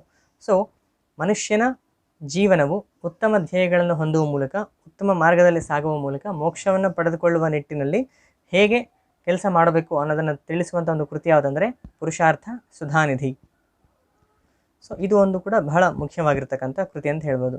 ಇನ್ನು ಮುಂದುವರೆದು ಈಗಾಗಲೇ ಹೇಳದಂತೆ ಬುಕ್ಕನ ಸೊಸೆ ಹಾಗೂ ಕಂಪಣನ ಹೆಂಡತಿಯಾಗಿರ್ತಕ್ಕಂಥ ಗಂಗಾದೇವಿ ಬರೆದಿರ್ತಕ್ಕಂಥ ಮಧುರಾ ವಿಜಯಂ ಅಂತಕ್ಕಂಥದ್ದು ಕೂಡ ಮತ್ತೊಂದು ಪ್ರಮುಖ ಕೃತಿ. ಇನ್ನು ದೇವರಾಯ, 2ನೇ ದೇವರಾಯನೇ ಸ್ವತಃ ಕವಿಯೂ ಕೂಡ ಆಗಿದ್ದು, ಮಹಾನ್ ಸಾಮ್ರಾಟನೂ ಹೌದು, ಸ್ವತಃ ಕವಿಯೂ ಹೌದು. ಅವನು ಬರೆದಿರ್ತಕ್ಕಂಥ ಕೃತಿ ಯಾವುದಂದರೆ ಮಹಾನಾಟಕ ಸುಧಾನಿಧಿ ಅನ್ನುವಂಥ ಒಂದು ಕೃತಿಯನ್ನು 2ನೇ ದೇವರಾಯ ರಚಿಸ್ತಾನೆ. ಇನ್ನು ಮುಂದುವರೆದು ಹೇಳೋದಾದರೆ ಸ್ವತಃ ಶ್ರೀಕೃಷ್ಣ ದೇವರಾಯನ ವಿಚಾರಕ್ಕೆ ಬರೋದಾದರೆ ಕೃಷ್ಣದೇವರಾಯನು ಜಾಂಬವತಿ ಕಲ್ಯಾಣ, ಉಷಾ ಪರಿಣಯಂ, ಆಮೇಲೆ ತೆಲುಗಿನ ಕೃತಿಯಾಗಿರ್ತಕ್ಕಂಥ ಒಂದು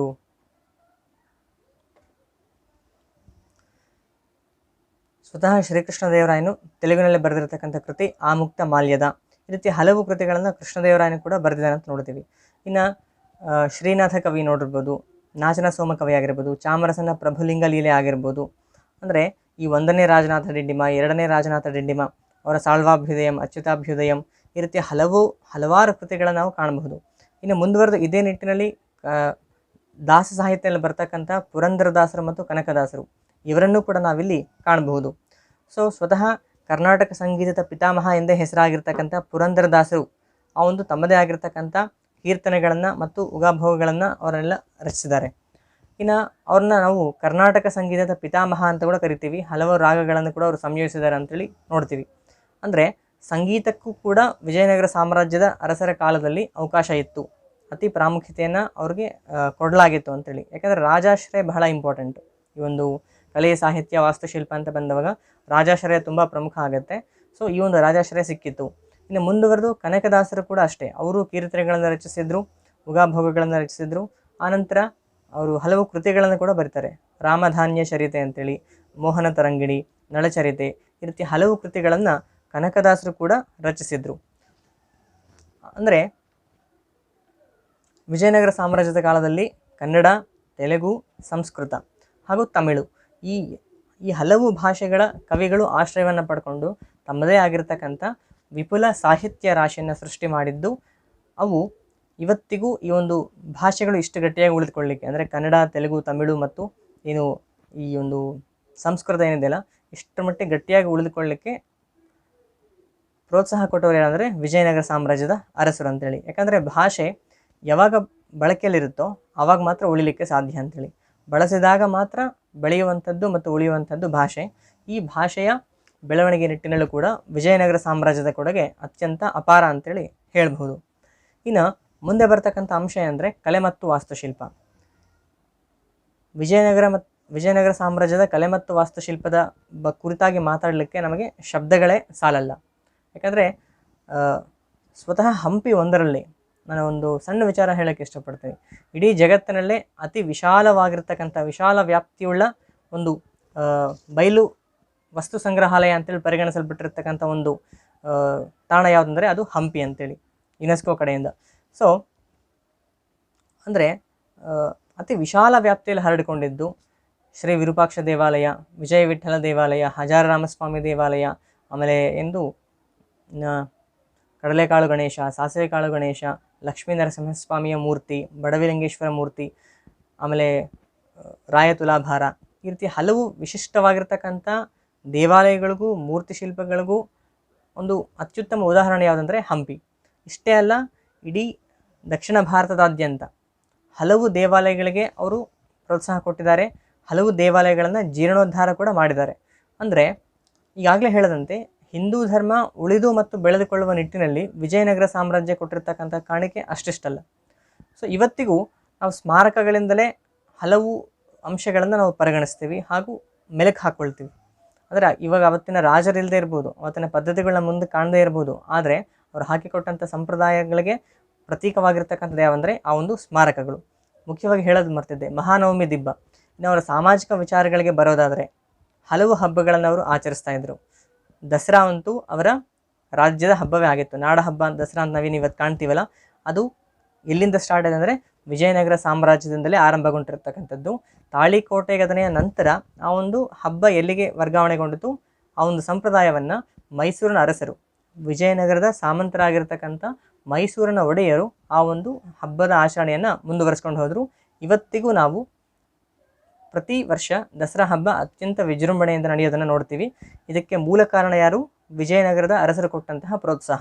ಕೇವಲ ದಸರಾ ಅಲ್ಲ, ದಸರಾ, ದೀಪಾವಳಿ, ಆನಂತರ ಹೋಳಿ, ಈ ರೀತಿ ಹಲವು ಹಬ್ಬಗಳನ್ನು ವಿಜಯನಗರದಲ್ಲಿ ಅತ್ಯಂತ ವೈಭವದಿಂದ ಆಚರಿಸಲಾಗ್ತಾ ಇತ್ತು ಅಂತೇಳಿ ಹಲವು ವಿದೇಶಿಯರು ತಮ್ಮ ಪುಸ್ತಕಗಳಲ್ಲಿ ದಾಖಲಿಸಿದ್ದಾರೆ. ಇದು ಒಂದು. ಇನ್ನು ಹಲವಾರು ದೇವಾಲಯಗಳಿಗೆ ನಿಯತಕಾಲಿಕವಾಗಿ ಹಲವಾರು ಸಂದರ್ಭಗಳಲ್ಲಿ ದಾನ ದತ್ತಿಗಳನ್ನು ಕೊಟ್ಟಂಥ ಒಂದು ಉಲ್ಲೇಖವನ್ನು ಕೂಡ ನಾವು ಕಾಣಬಹುದು.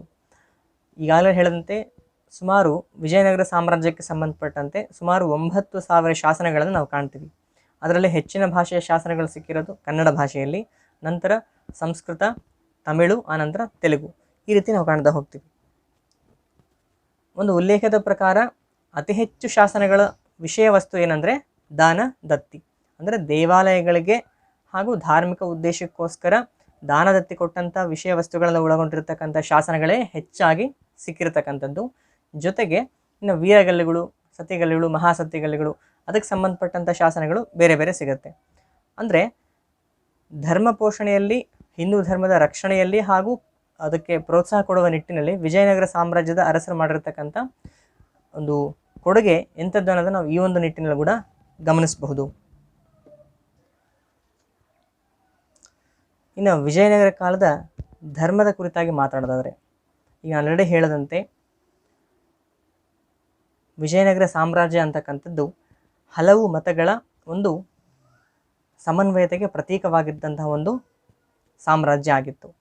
ಈ ಹಿಂದೂ ಧರ್ಮದಲ್ಲಿ ನೋಡ್ತಕ್ಕಂಥ ಶೈವ, ವೈಷ್ಣವ, ಶ್ರೀ ವೈಷ್ಣವ, ಕಾಳಾಮುಖ, ಕಾಪಾಲಿಕ, ವೀರಶೈವ, ಜೈನ ಈ ರೀತಿಯ ಹಲವು ಮತಗಳ ನಡುವೆ ಸಾಮರಸ್ಯವನ್ನು ಮೂಡಿಸಿ ಎಲ್ಲ ಮತಗಳನ್ನು ಸಮಾನ ದೃಷ್ಟಿಯಿಂದ ನೋಡಿ ಸಮಾನ ರೀತಿಯ ಪೋಷಣೆಯನ್ನು ಕೊಟ್ಟು ಅವುಗಳ ಒಂದು ಏಳಿಗೆಗೆ ಕಾರಣೀಕರ್ತರಾಗಿರ್ತಕ್ಕಂಥ ಒಂದು ಉದಾತ್ತ ಮನೋಭಾವನೆಯನ್ನು ಯಾರು ಹೊಂದಿದ್ರು ಅಂದರೆ ವಿಜಯನಗರದ ಅರಸರು ಹೊಂದಿದ್ರು ಅಂತೇಳಿ. ಕೇವಲ ಹಿಂದೂ ಧರ್ಮದ ಮತಗಳೇ ಅಲ್ಲ, ಸ್ವತಃ ಇಸ್ಲಾಂ ಧರ್ಮವು ಕೂಡ ಯಾವ ಒಂದು ಧರ್ಮದ ಆಕ್ರಮಣದಿಂದ ರಕ್ಷಣೆ ನೀಡುವ ಸಲುವಾಗಿ, ಹಿಂದೂ ಧರ್ಮಕ್ಕೆ ರಕ್ಷಣೆ ನೀಡುವ ಸಲುವಾಗಿ ಈ ಒಂದು ವಿಜಯನಗರ ಸಾಮ್ರಾಜ್ಯ ಹುಟ್ಟಿಕೊಂಡಿತು, ಅಂತಹ ಇಸ್ಲಾಂ ಧರ್ಮೀಯರಿಗೂ ಕೂಡ ತಮ್ಮದೇ ಆಗಿರತಕ್ಕಂಥ ಮಸೀದಿಗಳನ್ನು ಕಟ್ಟಿಕೊಳ್ಳಲಿಕ್ಕೆ ಹಲವು ಅರಸರು ಅವಕಾಶವನ್ನು ಮಾಡಿಕೊಟ್ಟಿದ್ರು. ಅದರಲ್ಲಿ 2ನೇ ದೇವರಾಯನು ಬಹಳ ಮುಖ್ಯ, ಹಾಗೂ ಶ್ರೀಕೃಷ್ಣ ದೇವರಾಯನು ಕೂಡ ಬಹಳ ಮುಖ್ಯ ಆಗ್ತಾರೆ ಈ ನಿಟ್ಟಿನಲ್ಲಿ. ಸ್ವತಃ 2ನೇ ದೇವರಾಯನು ಹಲವು ಮುಸ್ಲಿಂ ಸೈನಿಕರನ್ನು ತನ್ನ ಒಂದು ರಾಜ್ಯದಲ್ಲಿ ಕೂಡ ಸೇರಿಸಿಕೊಂಡಿದ್ದ, ಹಲವು ದಂಡನಾಯಕರನ್ನು ಕೂಡ ಅಂದರೆ ಅಧಿಕಾರಿಗಳನ್ನು, ಮುಸ್ಲಿಂ ಅಧಿಕಾರಿಗಳನ್ನು ಕೂಡ ತನ್ನ ಸೇನೆಯಲ್ಲಿ ಅವನು ನಿಯುಕ್ತಿಗೊಳಿಸ್ಕೊಂಡಿದ್ದ ಅಂತ ನೋಡ್ತೀವಿ ನಾವು.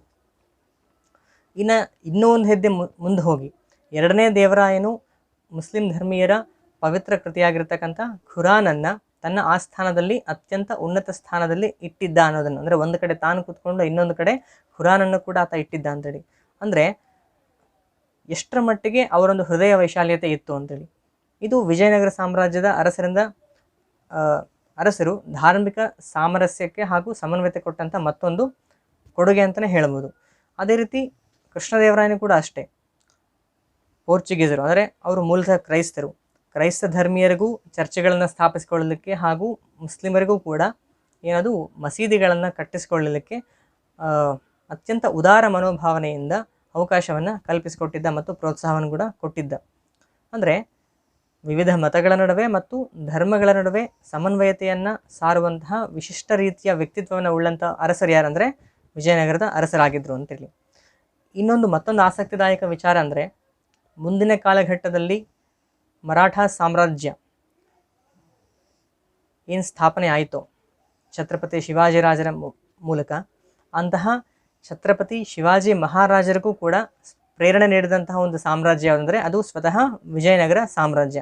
ಇದನ್ನು ಅವರೇ ಹಂಚಿಕೊಳ್ಳುವಂಥ ವಿಚಾರ. ಅಂದರೆ ಸ್ವತಃ ಶಿವಾಜಿ ಮಹಾರಾಜರೇ ಹೇಳಿದಂಥ ಒಂದು ಹಂಚಿಕೊಂಡಂತೆ, ಅಂದರೆ ಅವರು ವ್ಯಕ್ತಪಡಿಸಿದಂತೆ, ಅವರು ಮೈಸೂರು, ಬೆಂಗಳೂರು ಸುತ್ತಮುತ್ತಲ ಪ್ರದೇಶಗಳಿಗೆ ಭೇಟಿ ಕೊಟ್ಟಂಥ ಸಂದರ್ಭದಲ್ಲಿ ತಾವು 12ನೇ ವರ್ಷ ಇದ್ದಾಗ ಆ ಒಂದು ಪ್ರದೇಶಗಳಿಗೆ ಭೇಟಿ ಕೊಟ್ಟಿರ್ತಾರಂತೆ. ಆ ಸಂದರ್ಭದಲ್ಲಿ ಬಿಜಾಪುರ ಸುಲ್ತಾನರ ಪ್ರಭಾವದ ಹೊರತಾಗಿಯೂ ಕೂಡ, ಯಾಕಂದರೆ ಅಷ್ಟೊತ್ತಿಗಾಗಲೇ ಶಿವಾಜಿ ಮಹಾರಾಜರ ಕಾಲ ಅಂದರೆ ವಿಜಯನಗರ ಸಾಮ್ರಾಜ್ಯ ಅಂತ್ಯಗೊಂಡು ಬಿಜಾಪುರ ಸುಲ್ತಾನರ ಒಂದು ಆಳ್ವಿಕೆ ನಡೀತಾ ಇತ್ತು. ಒಂದು ಕಡೆ ಮೊಘಲರ ಆಳ್ವಿಕೆ, ಇನ್ನೊಂದು ಕಡೆ ಬಿಜಾಪುರ ಸುಲ್ತಾನರ ಆಳ್ವಿಕೆ. ಅಂದರೆ ಬಿಜಾಪುರ ಸುಲ್ತಾನರ ಆಳ್ವಿಕೆಯ ಪ್ರಭಾವದ ಹೊರತಾಗಿಯೂ ಕೂಡ ಅಂದರೆ ಒತ್ತಡ ಇತ್ತು ಮೈಸೂರು, ಬೆಂಗಳೂರು ಸುತ್ತಮುತ್ತಲ ಪ್ರದೇಶಗಳಲ್ಲಿ.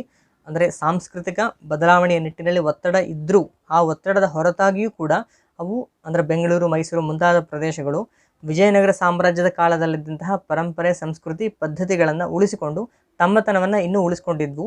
ಈ ವಿಚಾರ ಶಿವಾಜಿ ಮಹಾರಾಜರ ಮೇಲೆ ಅತ್ಯಂತ ಗಾಢ ಪ್ರಭಾವವನ್ನು ಬೀರ್ತು. ಮುಂದಿನ ದಿನಗಳಲ್ಲಿ ಅವರು ಅದೇ ಒಂದು ಅಂಶವನ್ನು ತಮ್ಮ ಆಡಳಿತದಲ್ಲಿ, ಅಂದರೆ ತಾವು ಸಾಮ್ರಾಟರಾದ ನಂತರ ತಮ್ಮ ಒಂದು ಆಡಳಿತದಲ್ಲಿ ಆ ರೀತಿಯ ಹಲವು ಅಂಶಗಳನ್ನು ಅವ್ರು ಏನು ಮಾಡ್ತಾರೆ, ಸೇರಿಸ್ಕೊಳ್ತಾರೆ ಅಂತೇಳಿ. ಯಾಕಂದರೆ ಮರಾಠ ಸಾಮ್ರಾಜ್ಯ ಕೂಡ ಅತ್ಯಂತ ಪ್ರಮುಖವಾಗಿರ್ತಕ್ಕಂಥದ್ದು. ನಾವು ಒಂದು ಕಾಲಘಟ್ಟದಲ್ಲಿ ನೋಡೋದಾದರೆ ಇಡೀ ಉತ್ತರ ಭಾರತವನ್ನೆಲ್ಲ ವ್ಯಾಪಿಸಿದ್ದಂತಹ ಮಹಾನ್ ಸಾಮ್ರಾಜ್ಯ ಯಾವುದಾಗಿತ್ತು, ಮರಾಠ ಸಾಮ್ರಾಜ್ಯ ಆಗಿತ್ತು. ಬಟ್ ಅದು ಆಂತರಿಕ ಕಲಹಗಳಿಂದ ವಿನಾಶ ಆಯಿತು, ಅದು ಬೇರೆ ವಿಚಾರ. ಅಂದರೆ ಇಂತಹ ಛತ್ರಪತಿ ಶಿವಾಜಿ ಮಹಾರಾಜರಿಗೂ ಕೂಡ ಪ್ರೇರಣೆ ಕೊಟ್ಟಂತಹ ಮಹಾನ್ ಸಾಮ್ರಾಜ್ಯ ಯಾವುದಂದರೆ ವಿಜಯನಗರ ಸಾಮ್ರಾಜ್ಯ. ಇದು ವಿಜಯನಗರ ಸಾಮ್ರಾಜ್ಯದ ಒಂದು ಪ್ರತಿಷ್ಠೆಯನ್ನು ಮತ್ತಷ್ಟು ಹೆಚ್ಚಿಸ್ತಕ್ಕಂಥ ಅಂಶ ಅಂತ ನಾವು ನೋಡ್ತೀವಿ. ಈಗಾಗಲೇ ಹೇಳಿದಂತೆ ವಿಜಯನಗರ ಸಾಮ್ರಾಜ್ಯದ ಬಗ್ಗೆ ಮಾತಾಡೋದಂದರೆ ಅದೊಂದು ವಿಶಾಲ ಸಾಗರ ಇದ್ದಂತೆ. ಆ ಒಂದು ವಿಶಾಲ ಸಾಗರವನ್ನು ಹಿಡಿಯಲ್ಲಿ ಹಿಡಿದಿಡಲಿಕ್ಕೆ ಸಾಧ್ಯ ಆಗಲ್ಲ. ಸೊ ಒಂದು ಸಮಯದ ಅಭಾವ ಮುಂತಾದ ಕಾರಣಗಳಿಂದಾಗಿ ಸಾಧ್ಯವಾದಷ್ಟರ ಮಟ್ಟಿಗೆ ಕಟ್ಟಿಕೊಡುವ ಪ್ರಯತ್ನವನ್ನು, ಆ ಒಂದು ವಿಜಯನಗರ ಸಾಮ್ರಾಜ್ಯದ ಬಗ್ಗೆ ಚಿತ್ರಣವನ್ನು ನಿಮ್ಮ ಮುಂದೆ ಇಡಲಿಕ್ಕೆ ಪ್ರಯತ್ನ ಪಟ್ಟಿದ್ದೀನಿ. ಇಲ್ಲಿವರೆಗೂ ಸಹಕರಿಸಿರ್ತಕ್ಕಂಥ ಎಲ್ಲರಿಗೂ ಹಾಗೂ ಹಿಂದೂ ಜಾಗರಣ ವೇದಿಕೆಯವರೆಗೂ ಕೂಡ ವಂದನೆಗಳನ್ನು ಸಲ್ಲಿಸುತ್ತಾ ಪ್ರತಿಯೊಬ್ಬರಿಗೂ ಧನ್ಯವಾದಗಳು. Thank you very much.